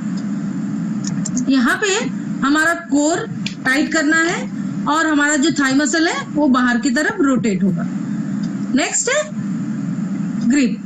ग्रिप में हमें रबर ट्यूब को पकड़ना है। उसके बाद हम लोग आएंगे हुक पे। हुक पे जैसे प्रेशर देते तीनों फिंगर पे, वो तीनों फिंगर पे एकदम नॉर्मल पकड़ेंगे, प्रेशर देंगे और हमारा जो थंब फिंगर है वो एकदम रिलैक्स रहेगा और हमारा लास्ट फिंगर भी एकदम रिलैक्स रहेगा और हमारा रिस्ट पोजीशन एकदम सीधा रहेगा। हम ना थोड़ा सा बाहर ना अंदर, एकदम स्ट्रेट रहेगा। नेक्स्ट समय हम आएंगे सेटअप पे। सेटअप पोजीशन हमारा याद रहे, यहाँ पे हमको ब्रीथ पूरा लेते हुए उठाना है और जो हमारा बो हैंड है वो थोड़ा सा ऊपर रहेगा और जो ड्रॉ हैंड है वो हमारा आई लेवल पे रहेगा और एकदम एल्बो एकदम स्ट्रेट। यहाँ पे अगर 45 डिग्री रहे तो बहुत ही अच्छा रहता है। ड्रॉ में हमें याद रखना है कि ब्रीथ यहाँ पे मेरा 60% आउट हो जाएगा और हमें अपर ट्रेपेजियस मसल से ड्रॉ करना है। एंकर हमारा एकदम नीचे से आके बैठेगा और एकदम स्ट्रांगली बैठेगा। यहाँ पे याद रहे कि 80% हमारा जो पावर है वो लोअर ट्रेपेजियस मसल पे चला जाएगा। नेक्स्ट है हमारा एम हमारा नॉर्मली फेस के सामने ड्रॉ कर रहे हैं, कहीं पे एक एमिंग पॉइंट बना के हमें ध्यान से देखना है और हमारा बो हैंड एकदम ज्यादा नीचे ना जाए, ये भी हमें ध्यान देना है। और हमें एंकर और एमिंग पे जो वहां हमारा ब्रीथ एकदम स्टॉप हो जाएगा। ध्यान ध्यान रहे कि हमारा प्रेशर एकदम अलग से कहीं से नहीं लगे, सेम पावर हमको मेंटेन करना है और पूरा 95% हमारा बैक पे प्रेशर चला जाएगा और इसी पावर को मेंटेन करते हुए हमें रिलीज की ओर चले जाना है, कहीं से एक्स्ट्रा पावर नहीं ले जाना। रिलीज हमारा अलोंग द जॉ जाएगा, एल्बो हमारा एकदम पीछे की ओर जाएगा और फिंगर हमारा एकदम रिलैक्स रहेगा। नेक्स्ट है हमारा फॉलो थ्रू। ध्यान रहे फॉलो थ्रू हमारा तक मेंटेन होते रहेगा। यहाँ पे ध्यान देना है कि हमारा एल्बो एंड बो हैंड एकदम डाउन ना हो और हमारा जो ब्रीदिंग है रिलीज और फॉलो थ्रू में आउट हो जाएगा। और हमें फॉलो थ्रू के टाइम अपने माइंड को एक फीडबैक भी देना है कि कैसे प्रोसेस में हम लोग ये शूट किए हैं, ताकि हमारा नेक्स्ट है बहुत अच्छा हो और इजी हो। तो हमें एक फीडबैक भी देना बहुत जरूरी होता है। इसी प्रोसेस में हमें ये रबर एक्सरसाइज, आपने देखा कि कैसे ये रबर एक्सरसाइजेस हम बार बार क्यों दिखा रहे हैं, ये बहुत इंपॉर्टेंट है क्योंकि बेसिक फंडामेंटल स्टेप्स अगर आपके जैसे ABCD की तरह हैं, जैसे बच्चा अल्फाबेट सीखता है, 3 लेटर वर्ड सीखता है और फिर पैराग्राफ राइटिंग और सेंटेंस राइटिंग सीखता है, वैसे ही अगर मेरा फंडामेंटल स्ट्रांग होगा और ये टॉप आर्चर्स हैं जो कंट्री के, वो आपको दिखा रहे हैं कि कैसे फंडामेंटली आप अपने को स्ट्रांग कर सकते हैं। अब हम चलते हैं कोमलिका बारी से सीखते हैं कि जो बेसिक फंडामेंटल जो 10 स्टेप्स है वो दोबारा आपको 12 लेसन्स में हम दिखाएंगे, क्योंकि ये आपको टाइम लगेगा रजिस्टर करने में, ये इतने आसान नहीं है। इन बच्चों को तैयार करने में टाटा अकेडमी में 4 साल लग गए हैं, तब जाके ये कैडेट वर्ल्ड चैंपियन बने हैं और अगले 2 साल में ये वर्ल्ड लेवल पे जाएंगे। ये सीनियर में, ओलंपिक में, 24 में आप देखिएगा कि कोमलिका ये तैयारी कर रहे हैं, क्योंकि ओलंपिक में इसका बहुत अच्छा चांस है पदक जीतने के लिए। तो हम लोग कोशिश कर रहे हैं कि उनसे सीखिए कि वो क्या करते हैं। तो आइए पूर्णिमा से बेसिक फंडामेंटल स्टेप्स के बारे में। आइए आज हम बताते हैं आर्चरी के बेसिक स्टेप्स, जो 10 स्टेप्स होते हैं। शुरू करते हैं स्टांस से। हमारा जो पैर का चौड़ाई और शोल्डर का चौड़ाई एकदम बराबर होता है और हमें यहाँ अपना बॉडी वेट एकदम नीचे की तरफ रखना है, इसलिए हमें अपना कोर को टाइट करना है और हमारा जो थाई मसल है वो बाहर की तरफ रोटेट करेंगे तो ऑटोमेटिकली हमारा कोर टाइट हो जाता है और इसकी वजह से हमारा बॉडी वेट एकदम नीचे की ओर रहता है और एकदम स्टेबल रहता है और अपर बॉडी हमारा एकदम रिलैक्स रहता है। नेक्स्ट है हमारा ग्रिप। ग्रिप में हमारा प्रेशर, जो हमारा पिवट पॉइंट है वो इस जगह पे होना चाहिए और हमारा जो लाइफ लाइन है वो हमारा जो हैंडल में ग्रिप है वो एकदम लास्ट में वी करके जाएंगे और लास्ट में हमारा जो एज है उस जगह हमारा लाइफ लाइन होगा। और देखिए हमारा जो थंब फिंगर है वो एकदम टारगेट की तरफ स्ट्रेट रहेगा और रिलैक्स रहेगा और हमारा जो ग्रिप पकड़ने का है वो 45 डिग्री में रहेगा और बाकी फिंगर हमारा रिलैक्स रहेगा। नेक्स्ट है हमारा हुक। हुक हम लोग 3 फिंगर से पकड़ते हैं और हमारा जो लाइन है उस जगह हमारा स्ट्रिंग होना चाहिए और जो हम एरो जहां पकड़ते हैं वो 1 फिंगर ऊपर और 2 फिंगर नीचे रहता है। हमारा जो लास्ट फिंगर है वो एकदम रिलैक्स रहेगा और थंब फिंगर नीचे की ओर रिलैक्स रहेगा। इसमें हमारा एल्बो एकदम स्ट्रेट रहेगा। नेक्स्ट है हमारा सेट से सेटअप। सेटअप पोजीशन हमारा एकदम जो ग्रिप हैंड है और जो हमारा हुक हैंड है वो एकदम बराबर रहेगा और जैसे प्रेशर एकदम एल्बो की तरफ रहेगा और एल्बो एकदम स्ट्रेट रहेगा। इसी तरह हमें ऊपर की ओर ले जाना है और इसमें याद रहे हमारा ब्रीथ हम लेते हुए ऊपर की तरफ जाएंगे। हमारा जो बो हैंड है वो 12 बजे ब्लैक या व्हाइट में होना चाहिए और हमारा ड्रॉ हैंड 45 डिग्री पे एकदम इजी रहेगा और पावर हमारा एकदम पीछे की तरफ रहेगा। नेक्स्ट है हमारा ड्रॉ। याद रहे हम जब ड्रॉ करेंगे तो हमें ब्रीथ लेते हुए ड्रॉ करना है। ड्रॉ जब करेंगे तब हमारा अपर ट्रेपेजियस मसल और लेंटू से ड्रॉ होगा। नेक्स्ट है हमारा एंकर। एंकर हमारा एकदम टाइट बैठेगा और फिंगर रिलैक्स रहेगा, एल्बो 45 डिग्री में पीछे मेंटेन रहेगा। ब्रीथ हमारा यहाँ होल्ड रहेगा। नेक्स्ट है हमारा एम। एम याद रहे, जैसे हम लोग ऊपर से नीचे की ओर आए तो हमारा येलो में एकदम बो हैंड स्टॉप हो जाना चाहिए, बो हैंड एकदम और नीचे नहीं जाना चाहिए, क्योंकि नीचे से ऊपर जाना आर्चरी के लिए अच्छा नहीं, और नीचे से ऊपर जाना भी नहीं चाहिए। हमारा एम एकदम येलो में स्टॉप हो जाना चाहिए। नेक्स्ट है हमारा होल्ड एंड एक्सपेंड। इसमें हमारा जो प्रेशर पॉइंट है वो अपर ट्रेपीजियस से लोअर ट्रेपीजियस में जाता है, जो पूरा बैक में चला जाता है, जिसमें 95% हमारा पूरा बैक में प्रेशर चला जाता है, और हमारा एल्बो का पावर मेंटेन रहता है। नेक्स्ट है हमारा रिलीज। इसी में हमको एकदम पावर मेंटेन करते हुए ले जाना है, और याद रहे इसमें हमको ब्रीथ को आउट करते हुए रिलीज करना है। नेक्स्ट है हमारा फॉलो थ्रू।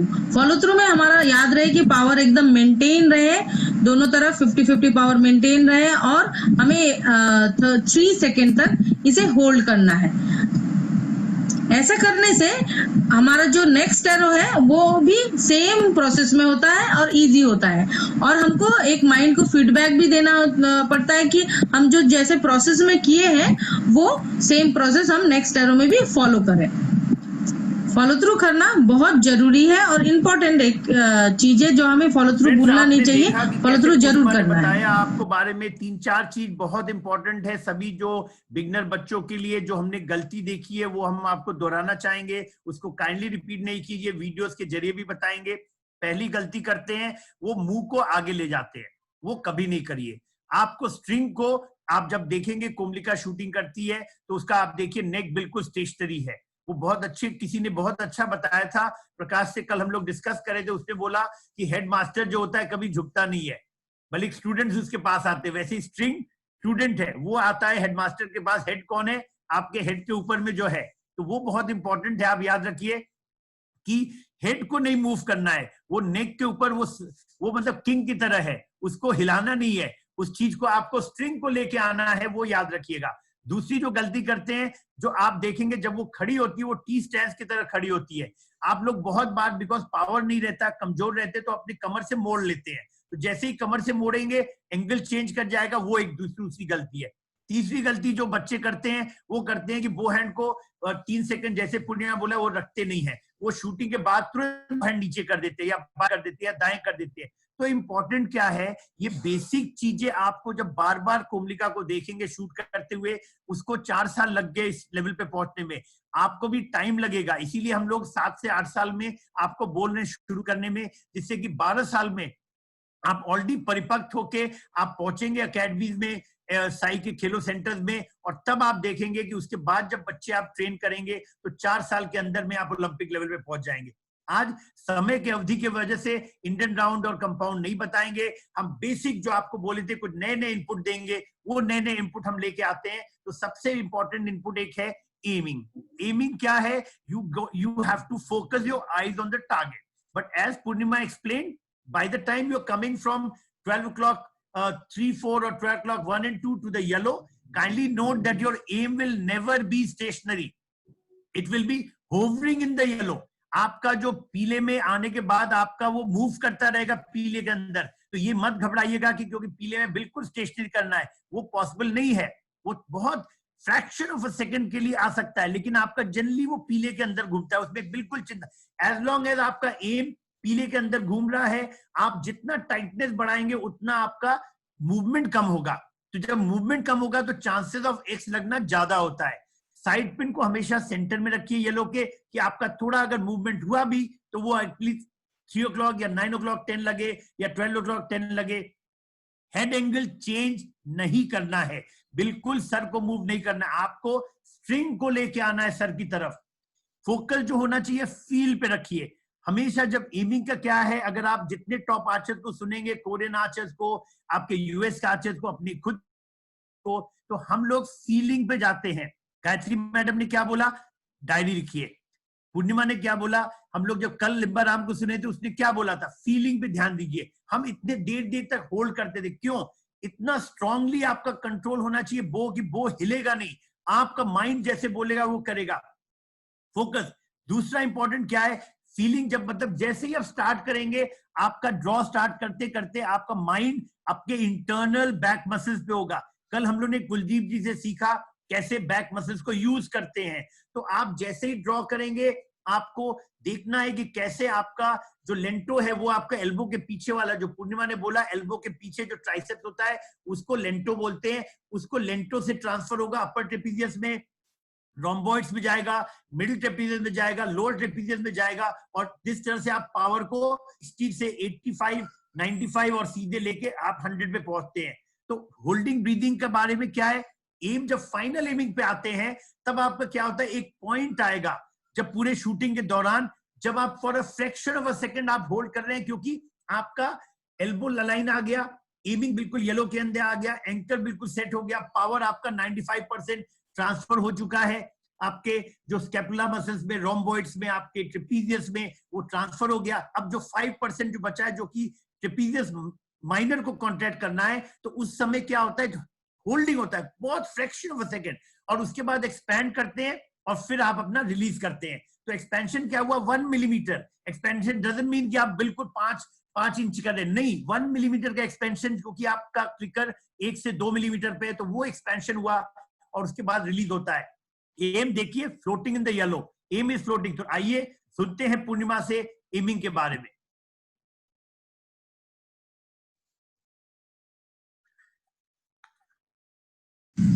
आज हम बताएंगे एम के बारे में।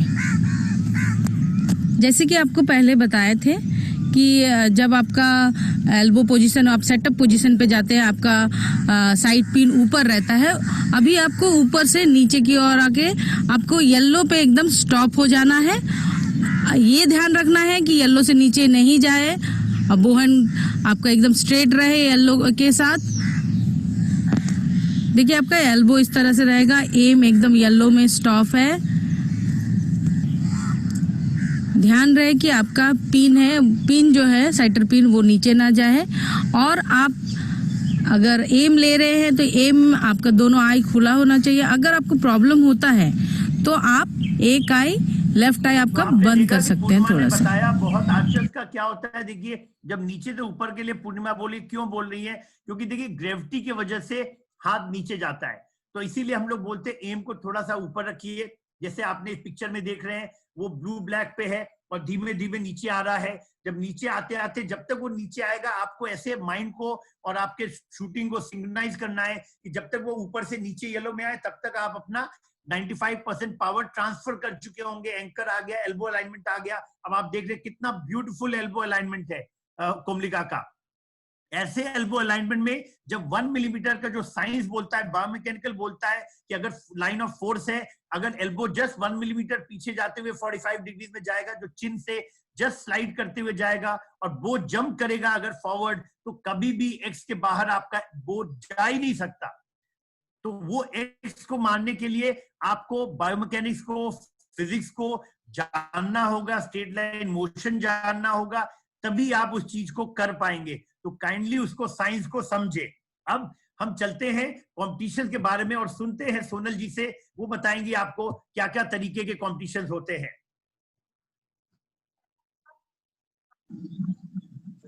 हेलो फ्रेंड्स, अब तक के सेशन में हमने archery safety rules, archery dress regulation और फील्ड इक्विपमेंट के बारे में जाना था। मैं आशा करती हूँ अब तक बताए हुए सारे रूल्स आपको क्लियरली समझ आए होंगे। आज के इस सेशन में हम आर्चरी कॉम्पिटिशन्स के बारे में जानेंगे। इनमें कौन कौन से कैटेगरीज होती है, कौन कौन से कॉम्पिटिशन्स होते हैं और इनके डिस्टेंसेस क्या क्या होते हैं, वो हम जानेंगे। कैटेगरीज में सबसे पहले आता है अंडर 9 कैटेगरी, जिसमें 9 साल तक का बच्चा जो है वो पार्टिसिपेट कर सकता है।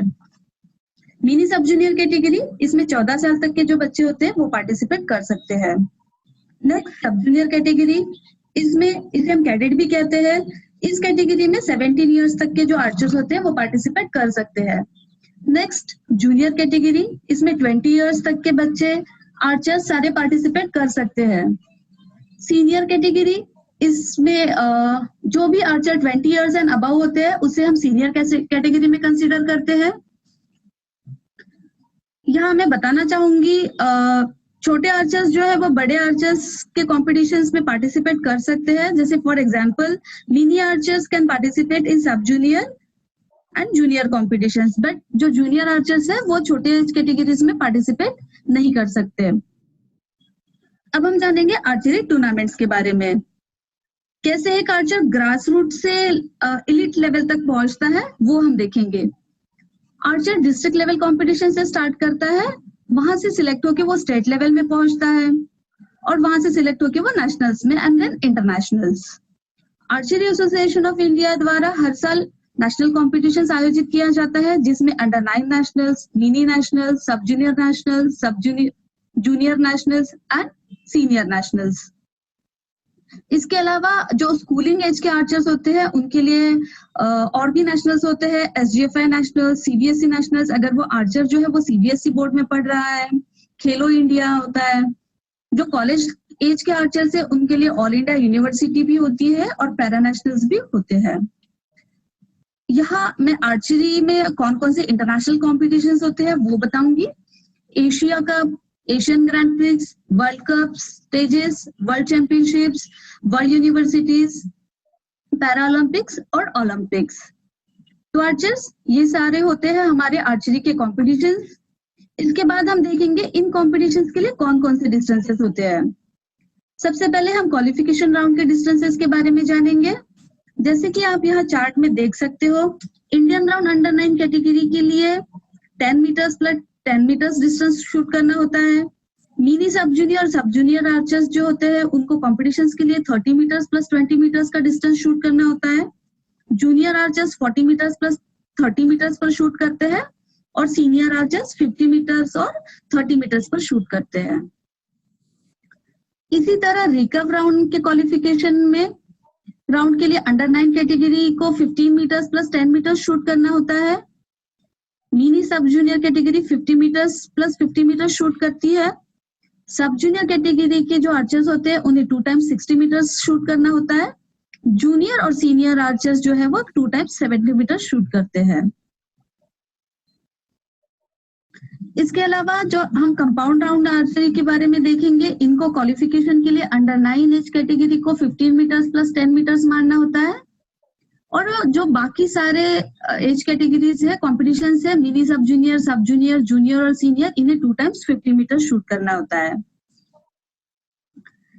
इसके अलावा आर्चरी के जो और भी इवेंट्स होते हैं जैसे कि elimination, team event, mix team event, इनमें उस एज कैटेगरी का जो लॉन्गेस्ट डिस्टेंस होता है वहां पर ये कॉम्पिटिशन शूटिंग आर्चर्स जो है वो शूटिंग करते हैं.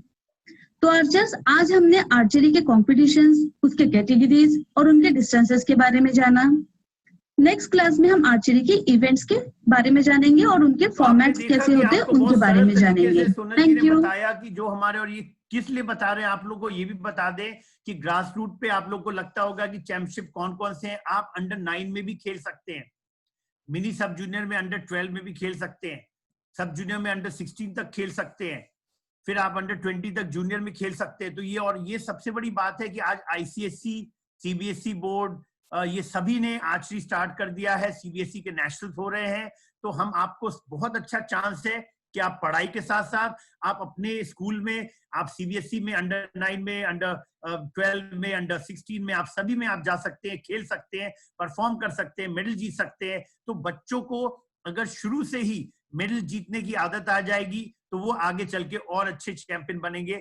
जरूरी नहीं है वो चैंपियन बने, इंपॉर्टेंट क्या है, पढ़ाई के साथ उनको होलिस्टिक डेवलपमेंट करना है. तो मैं सभी पेरेंट्स से अनुरोध करूंगा कि आप जरूर आर्चरी बच्चों को सिखाएं. माइंड को ये फोकस करता है और साथ ही साथ एक अच्छा विद्यार्थी बनने में भी मदद करता है.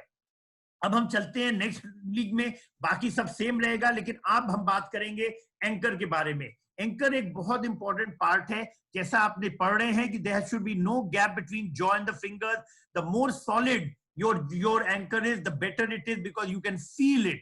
Please understand, archery is a game of feeling. If you can feel the bow, you can feel the shot, you will be a better archer. String touches 3 reference points, which is the nose, the lips and the chin. People are using anchor pad, so therefore there's a 4th touch point which can come below the jaw. So jaw, your lips and your this, people are using kisser button sometimes. to get a better feeling of that. Chin and face fingers should not move. That means when you come to anchor, there should not be any movement. Both shoulders are down. You can see here, Komlika, shoulders are down. They are not up. 50% pressure when he says. The push and pull is very important. At that holding point of a fraction of a second, what is important is the push and the pull is maintained, because if that is maintained, then only your body will be in a straight T line. Then the other thing is maintain the hook. Hooking is very important. So we'll talk about the hooking. We have spoken about the hooking, that how strong the hooking has to be. 80% of the back tension moves to the scapula, which is the rhomboids, and from the lento to the upper trapezius to the rhomboids to the middle trapezius, and thereafter to the lower. So 80% comes there. No creeping and no sway. That means you do not move your posture at the same time. You are not trying to creep in. That means you're not letting the pressure go. What Purnima explained is your internal power has to be constant and maintaining the push and pull at 50 and 50%. Now let us see from Purnima what we need to do on the anchor part.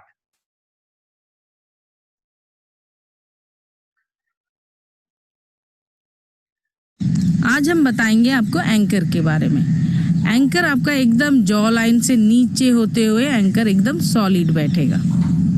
Anchor में आपको ध्यान देना है कि आपका motion एकदम continuous रहे और लगभग 80% आपका बैक में चला जाए पावर। ठीक है, एंकर एकदम सॉलिड बैठना है और आपका लिप्स, नोज और चिन एकदम इक्वली टच है एंड एंकर काफी सॉलिड है और प्रेशर एकदम मेंटेन है। एंकर में लगभग आपका ये पोजीशन रहेगा।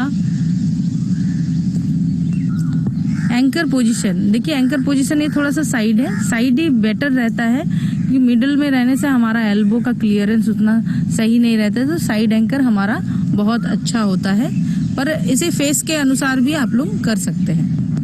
ध्यान दें कि जब आप एंकर बैठा रहे हैं तो आपका ब्रीथ एकदम स्टॉप हो जाएगा और नेक का मूवमेंट एकदम नहीं हो, नेक स्टिफ नहीं हो और इजी रहे। आपको बता रही थी, पूर्णिमा बता रही थी, ये बहुत जरूरी है फ्रेंड्स।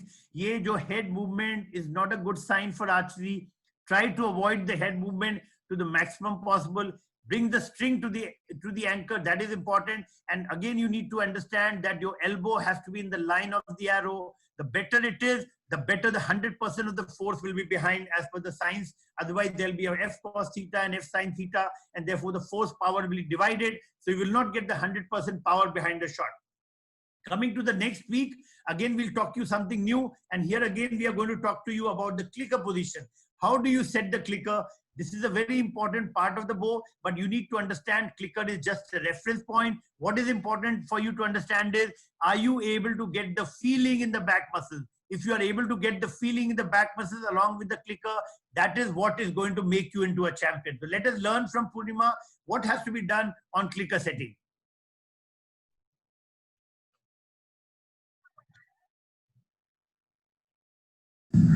आज हम बताएंगे कि क्लिकर आपको कैसे सेट करना है और डिस्टेंस में जाते हैं तो क्लिकर थोड़ा लेट होता है। और क्यों होता है? क्योंकि हम लोग जब 10 मीटर शूट करते हैं, 10 मीटर में हम लोग बॉडी थोड़ा खोल के ड्रॉ करते हैं तो इजीली क्लिकर अंदर रहता है, एम में हमारा फोकस नहीं रहता है, तो इसलिए क्लिकर इजीली अंदर हो जाता है। जब हम लोग डिस्टेंस जाते हैं और एम लेते हैं, एम में फोकस करते हैं, तब ये प्रॉब्लम होता है क्लिक करने में। तो आप देखिए, ध्यान दीजिए कि कैसे हम लोग क्लिक सेट करेंगे। सबसे पहले 10 मीटर में जब आप ड्रॉ करेंगे तो एंकर पोजीशन आते ही आपको आंख बंद कर लेना है, तो आपको एक लगभग क्लिकर पोजीशन पता चल जाता है। जैसे एंकर पोजीशन आए, आंख बंद कर लिए, आपका क्लिकर पोजीशन कहाँ है आप देख लिए। उसके बाद हमें क्लिकर पोजीशन सेट करना है। जैसे कि देख रहे, थोड़ा सा ये बाहर होगा और क्लिकर पोजीशन सेट करना। दोबारा एक बार फिर हम लोग क्लिकर लगा के और आंख बंद करके देखेंगे कि कैसे हम लोग ये ड्रॉ सही कर रहे या नहीं। देखिए, फिर से और एक बार ड्रॉ करेंगे, एंकर पोजीशन आएगा और आंख बंद कर लेंगे और क्लिकर पोजीशन देखेंगे तो देखेंगे ठीक है। उसके बाद अभी हमारा पोजीशन सही है, अभी हम लोग अभी डिस्टेंस में शूट कर रहे हैं। देखिए, एकदम एंकर आ जाता है और 2 मिलीमीटर में हमारा क्लिकर पोजीशन है और ये रिलीज हो गया। यहाँ पे फ्रेंड्स की आपने क्लिकर पोजीशन कैसे सेट करते हैं वो बहुत इंपॉर्टेंट है कि आप देखें, और जैसा उन्होंने बोला कि ये चेंज नहीं करना चाहिए, आपको जो ड्रॉ लेंथ है वो कांस्टेंट होना चाहिए। और वो कैसे पता चलेगा? Feeling. Archery the game of feeling. अभी आप देखेंगे थोड़ी देर में आपको बताएंगे, डोला बनर्जी हमारे साथ जुड़ चुकी हैं जो कि वर्ल्ड चैंपियन मतलब वर्ल्ड कप गोल्ड मेडलिस्ट रह चुकी हैं, उनसे भी सीखेंगे क्या वो करेंगे। तो डोला बनर्जी अभी आने वाली हैं, लेकिन आप थोड़ा सा धैर्य रखिए, उनसे हम बात करेंगे, उनसे हम जानेंगे। लेकिन पहले हम जानते हैं होल्डिंग के बारे में। होल्डिंग क्या है?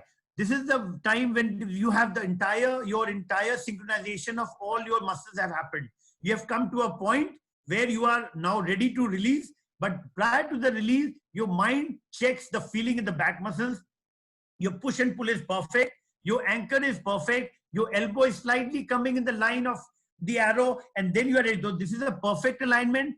Mentally and physically, you are totally getting prepared for the release. Scapula is in the position. The barrel of the gun means the power has been transferred to the back muscles, and therefore the back muscles in recurve will be slightly protruding outside the left shoulder muscles. So you'll find that is known as the barrel of the gun. Pressure is maintained through the dorsal muscles because the power is getting transferred from the lento to the scapula, rhomboids, and then going to the trapezius. So that is going to the dorsal muscles now, because the bigger dorsal muscle yesterday Kuldeep explained, the rhomboids and dorsals, the entire 95% has been transferred. Pressure point is at the grip. So you are just pushing at the grip. Your fingers are completely relaxed.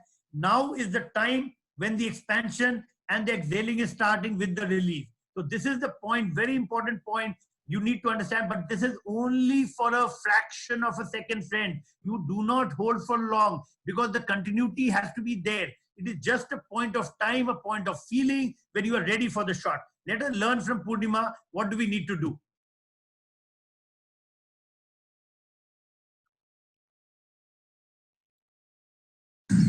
आज हम बताएंगे आपको hold के बारे में। Hold में आपका क्या क्या चीज ध्यान देना चाहिए। आपको पावर एकदम मेंटेन रखना है। पावर जैसे आप ड्रॉ करते हैं वही ड्रॉ पावर आपको होल्ड में मेंटेन रहेगा। होल्ड में लगभग आपका 80% पूरा बैक में प्रेशर चला जाता है, और जब आप एक्सपेंड की ओर जाएंगे तो एक्सपेंड में आपका 95% चला जाता है। आपका अपर ट्रेपीजियस मसल्स इसमें यूज हो रहा है, और ये होते हुए पूरा बैक में लोअर ट्रेपीजियस मसल्स में पूरा चला जाता है। So holding is important, but it's only for a millifraction of a second when you are getting everything. And in the windy condition, you got to be very quick, very fast. So you mentally have to be prepared. Now, one of the questions which came up yesterday was on the how do we strengthen the bow hand. So let us therefore, आपसे सभी से अनुरोध है, आप question पूछते रहिए। Question जब पूछेंगे, मेरी एक्सपर्ट पैनल आज जुड़ी है, और आज एक्सपर्ट पैनल में डोला बनर्जी भी जुड़ चुकी हैं, उनसे भी हम जानेंगे वो कैसे चैंपियन बनी। बट थोड़ा देर और इंतजार कीजिए, ये हम आपको दिखाना चाहेंगे कि क्या बो हैंड के एक्सरसाइजेज होंगे जिससे कि बो हैंड स्ट्रांग होगा। कल लिम्बाराम से आपने सुना वो कितना वो 100-200 बार बो को ड्रॉ करते थे जिससे कि बो हैंड को स्टेडी रख पाए, स्ट्रांग रख पाए। तो उनसे वो 1-1 घंटे प्रैक्टिस करते थे। आज देखिए पूर्णिमा बताएंगी कि जो एक्सरसाइजेज क्या करना है।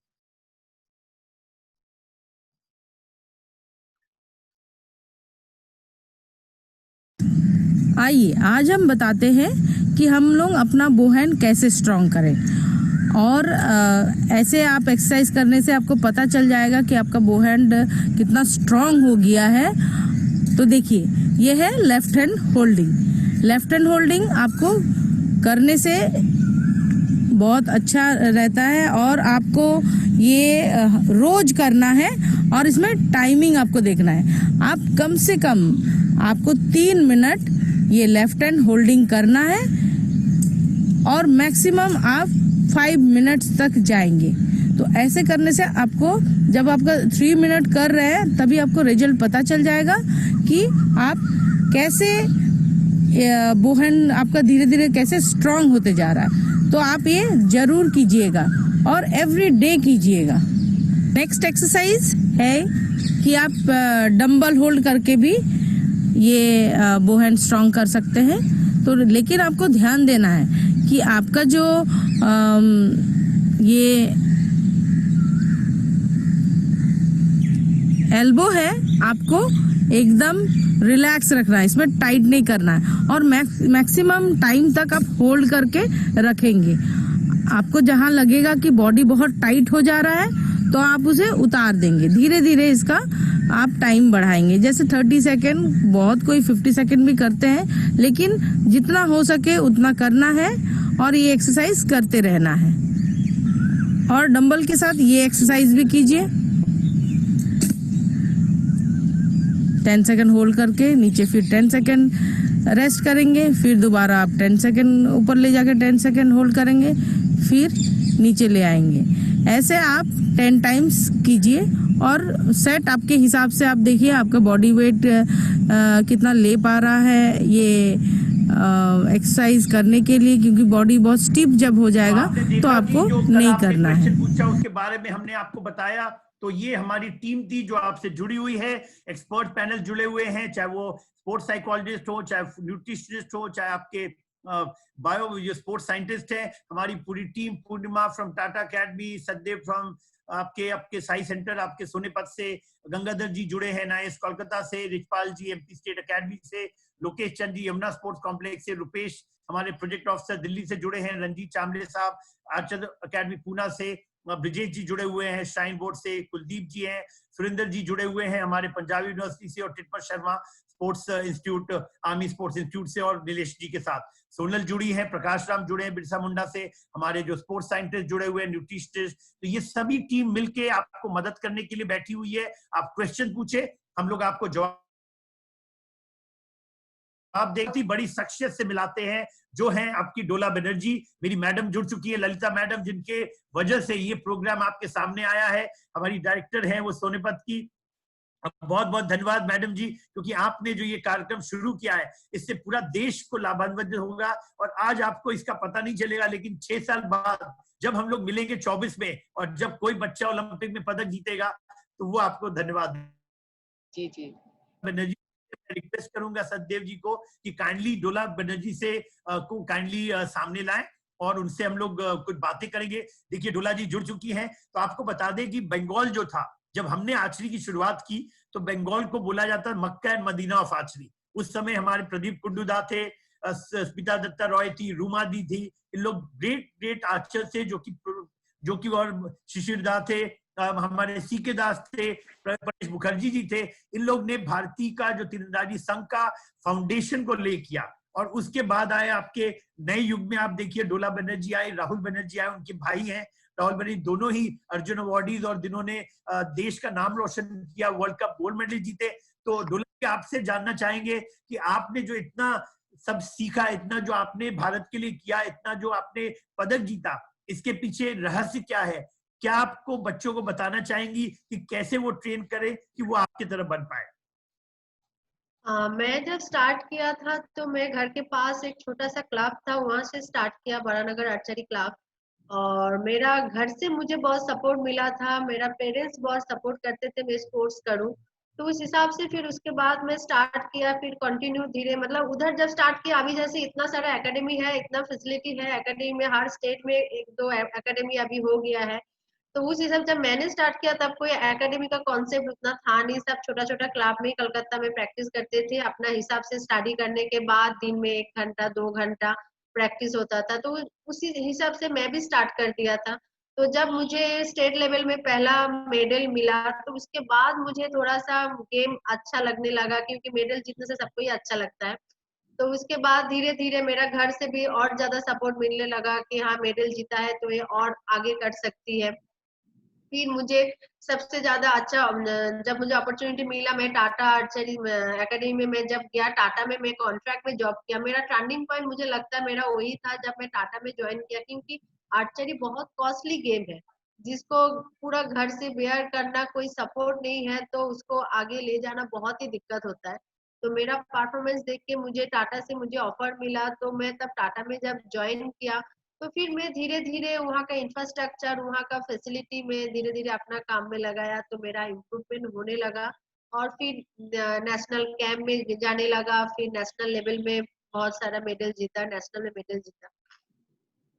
तो डोला जी आप बताएं कि आप जब ट्रेनिंग करती थी और आप जो ये जो 10 बेसिक फंडामेंटल स्टेप्स, जो 10 स्टेप की हम बात करते हैं, आपके हिसाब से कौन से स्टेप्स पे आप ज्यादा ध्यान देती थी, कैसे माइंड को पॉजिटिव करती थी? क्योंकि एक चीज जो हमेशा हमें थोड़ा सा लगता था आपके बारे में, जब आप शूटिंग करती थी आप वेट करती थी, 1.5 मिनट हो जाता था, उसके बाद उठाती थी और 3 एरो खटाखट शूट करके आप निकल जाती थी। ये बहुत कम लोग ऐसा कर पाते हैं। तो ये आपने एक महारत हासिल की थी कि आप बहुत कम समय में और अपने माइंड को ट्रेन करके, माइंड को पॉजिटिव बना के आप क्विक शूटिंग करके निकल के आप वर्ल्ड कप में मेडल जीता, आपने लगातार जीता। तो आप काइंडली बताएं हम लोग को कि कैसे इन सब स्टेप्स के बारे में, किन पे ध्यान देना चाहिए, माइंड को कैसे पॉजिटिव करना चाहिए और कितना मेहनत की जरूरत है एक एक चीज करने में।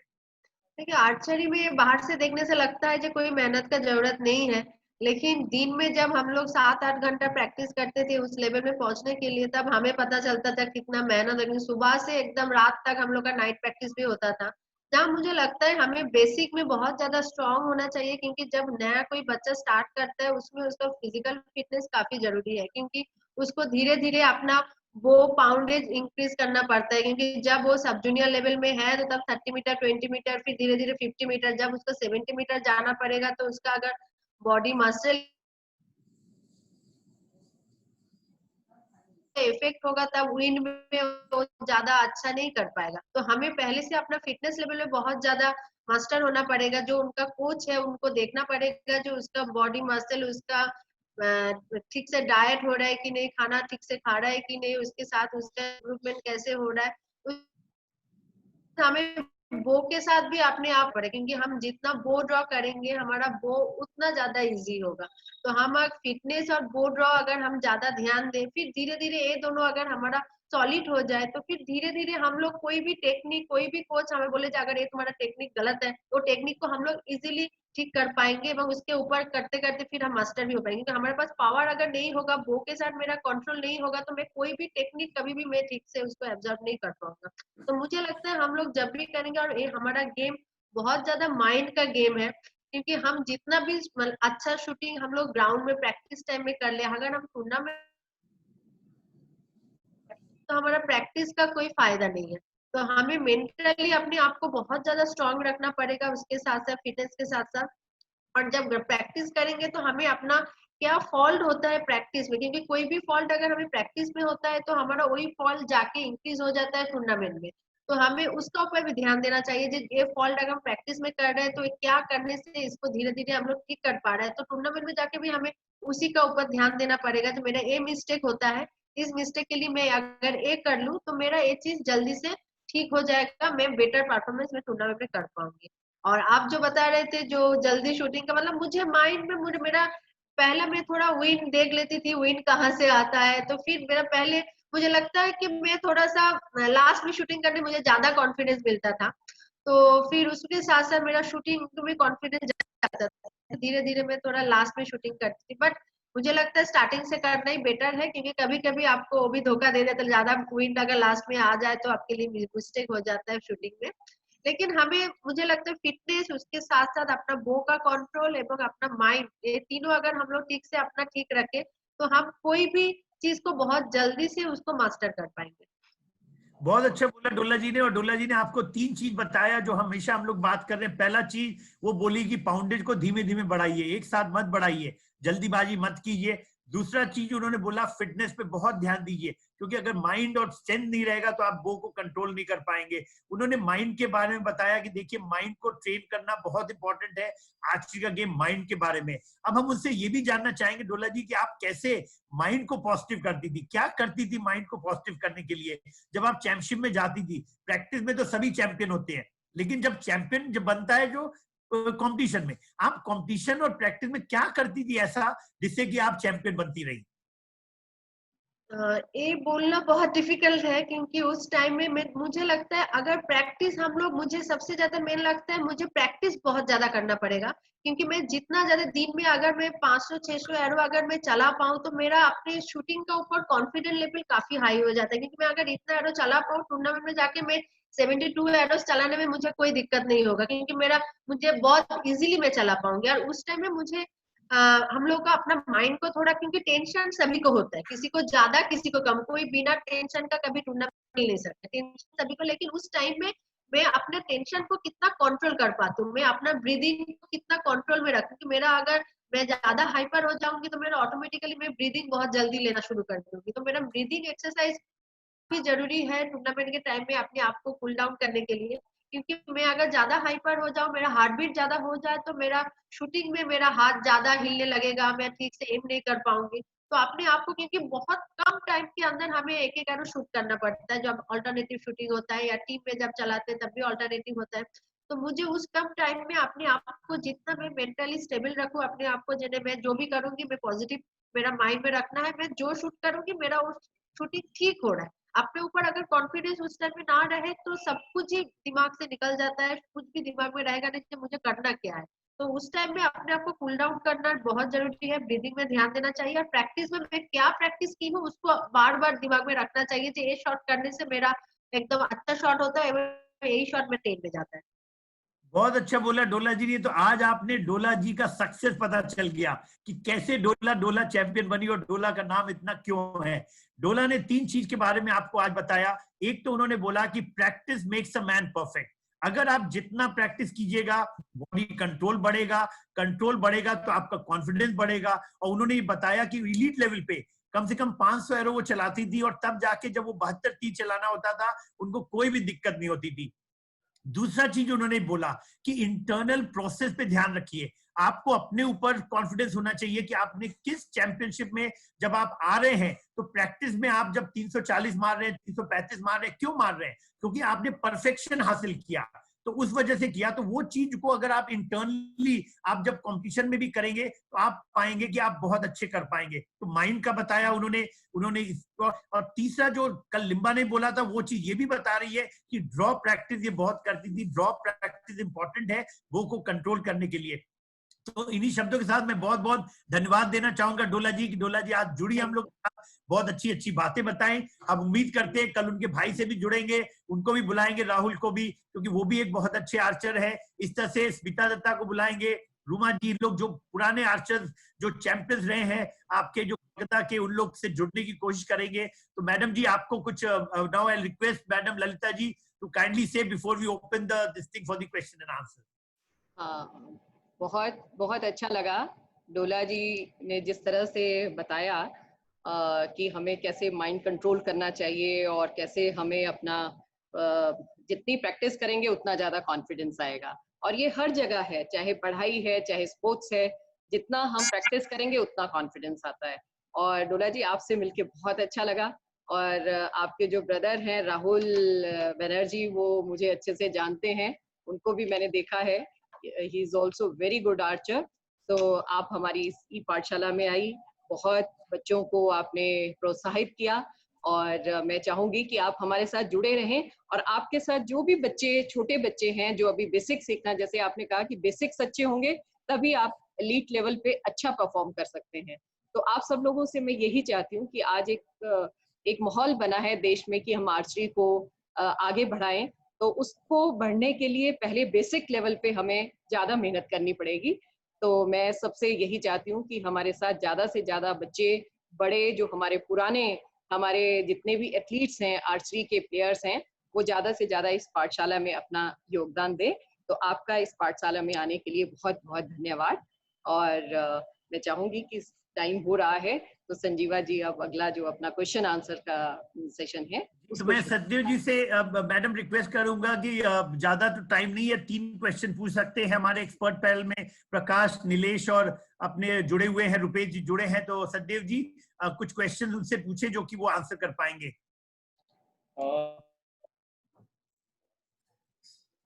सबसे पहले मैं हिमानी पुरी जी को बुलाना चाहूंगा। एक क्वेश्चन आया है न्यूट्रिशन की तरफ से कि B12 से रिलेटेड है कि B12 हमको किन किन चीजों से मिल सकता है और ये हमारे परफॉर्मेंस को कैसे इफेक्ट कर सकता है। तो मैं चाहूंगा हिमानी पुरी जी थोड़ा इसके बारे में बताएं। Good morning archers, thank you sir. तो सर जैसे मैंने पहले, हिमानी जी आवाज नहीं आ रही है आपकी। हाँ एक मिनट सर, आवाज आ रही है, हम लोग को सुनाई पड़ रही है। आ रही है? ठीक है, ठीक है। जी जी जी, हाँ ओके। Good morning archers. तो जैसे मैंने बताया टॉक में विटामिन्स में कि जो विटामिन B12 है वो हमारी मसल स्ट्रेंथनिंग के लिए बहुत इंपॉर्टेंट है। अगर हमारे बॉडी में B12 कम हो जाएगा तो मसल्स में क्रैम्प्स आने के चांसेस ज्यादा होते हैं और मसल वीक हो जाती हैं। इस वजह से जो हमको स्टांस या पोजीशन लेना होता है वो बॉडी होल्ड नहीं कर पाती है, बिकॉज मसल्स में उतना स्ट्रेंथ नहीं रहता है उसको होल्ड करने के लिए। तो B12 हमें डाइट में से नहीं मिलता है। B12 हमें कुछ नॉनवेज सोर्सेज में से मिलता है, जैसे कि अंडे में से और मीट में से, या बहुत छोटी क्वांटिटी में हमें वो मिल्क में से मिल सकता है, बट वो भी क्वांटिटी उतनी सिग्निफिकेंट नहीं रहती है। तो इसीलिए नॉनवेज खाने से हमारा B12 प्रॉपरली बैलेंस हो जाएगा बॉडी में, ऐसा जरूरी नहीं होता है। तो इसीलिए हमें बेटर रहता है कि हम B12 मेडिसिन से लें या फिर हम B12 इंजेक्शन से भी ले सकते हैं। पर B12 लेने से पहले हमारे लिए जरूरी है कि हम हमेशा एक लैब में जाके हमारा B12 जो है वो चेक करवा लें। और ऑलमोस्ट 90% इंडियंस में B12 कम होता है, तो हमें रूटीन में भी हर 3 महीने में हमारा B12 जो है वो चेक करवाते रहना चाहिए।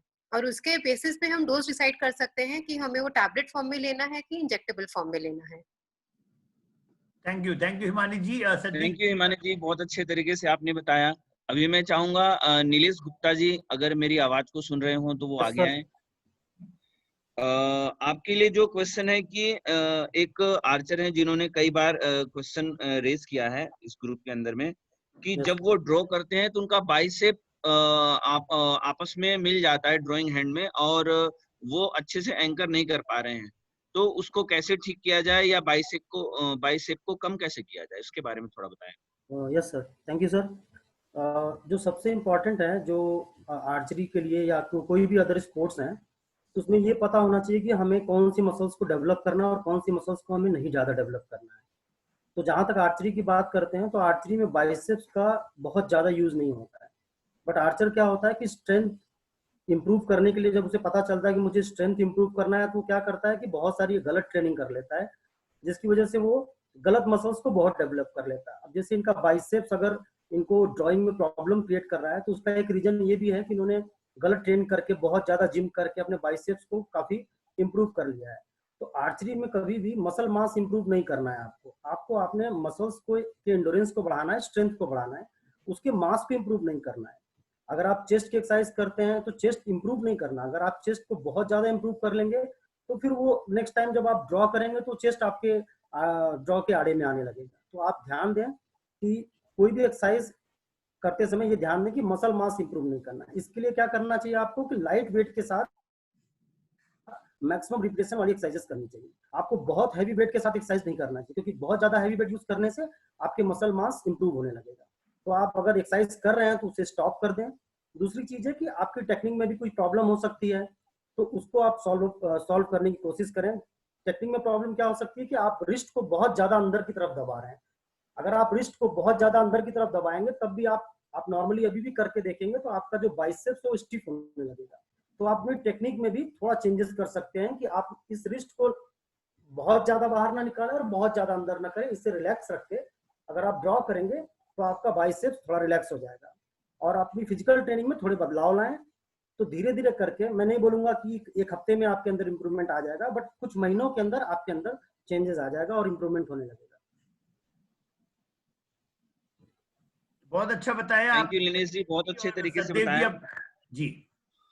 एक क्वेश्चन और ले लेता हूँ। प्रकाश राम जी, अगर मेरी आवाज को सुन रहे हैं तो वो अपने आप को अनम्यूट करें। प्रकाश राम जी। प्रकाश जी, आप काइंडली अगर अनम्यूट करके आए क्वेश्चन को। लगता है प्रकाश जी नहीं सुन पा रहे हैं। प्रकाश जी आगे हैं, आप बताएं। अच्छा, एक आर्चर का क्वेश्चन है कि उनका मंकी आर्म है, बोहैंड उनका मंकी आर्म है, तो उनके लिए कुछ गाइडलाइन बताएं कि उनको क्या क्या करना चाहिए, किस तरह से एक्सरसाइज करना चाहिए, या अगर उसको कोई ठीक करने का तरीका है तो उसके बारे में थोड़ा बताएं।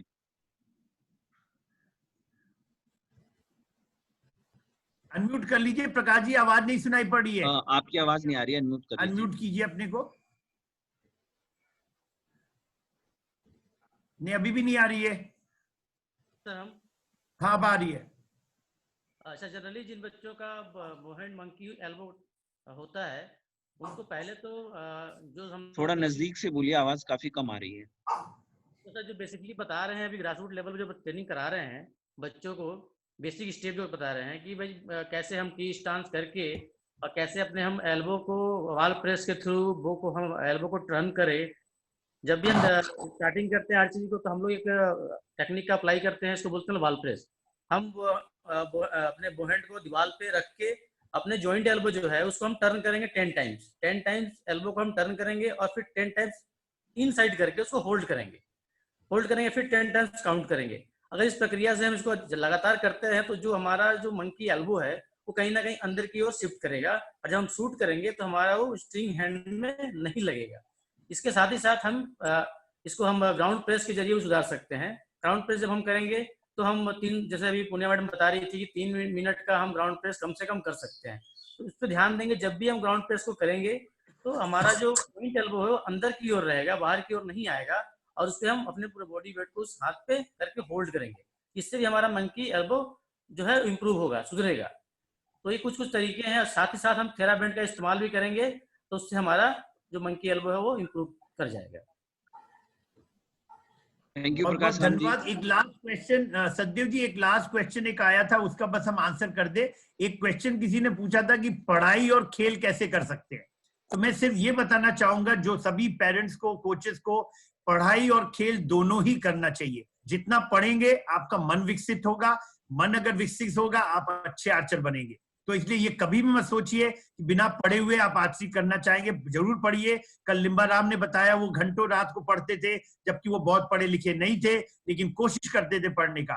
लेकिन उसके लिए क्या करना होगा, जब एग्जाम्स आए ज्यादा पढ़ाई कीजिए, जब टूर्नामेंट्स आए ज्यादा आप प्रैक्टिस कीजिए। लेकिन एक नियम बना लीजिए कि अगर हम जैसे स्कूल से 2 बजे आते हैं, 3 से खाना खा के 3 से 5 बजे तक हम अपना प्रैक्टिस करेंगे, 6 से 7 फिजिकल ट्रेनिंग करेंगे और 7 से लेके 10 बजे तक पढ़ेंगे। अगर आप नियमित ये चीज को फॉलो करेंगे तो मेरा पूरा उम्मीद है कि आप चैंपियन भी बनेंगे और पढ़ाई में भी अच्छे engineers, doctors, IAS officer, IPS officer ये सब बन सकते हैं। ये पॉसिबल है, आप बन सकते हैं। इसलिए दोनों को कीजिए। हम उम्मीद करते हैं कि आप होलिस्टिक डेवलपमेंट होगा और आप आगे बढ़ेंगे। इन्हीं शब्दों के साथ बहुत बहुत धन्यवाद। जय हिंद। कल तो नहीं जुड़ेंगे, मंडे को फिर जुड़ेंगे, नए चीज लेके आएंगे। आप लोग प्रैक्टिस करते रहिए। कोई भी क्वेश्चन होगा आप जरूर लिखिए सतदेव को, या हमें लिख सकते हैं sanjeevaSingh@tatarealty.in, या हमारे व्हाट्सएप पे 9004368097 पे आप लिखे, हम लोग जरूर आंसर करेंगे। मेरी team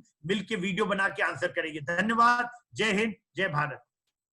thank you Sanjeeva sir, thank you Chetan Kavlekar sir, और बहुत बहुत धन्यवाद हमारे बीच में आने के लिए डोला बनर्जी, अर्जुना अवार्डी।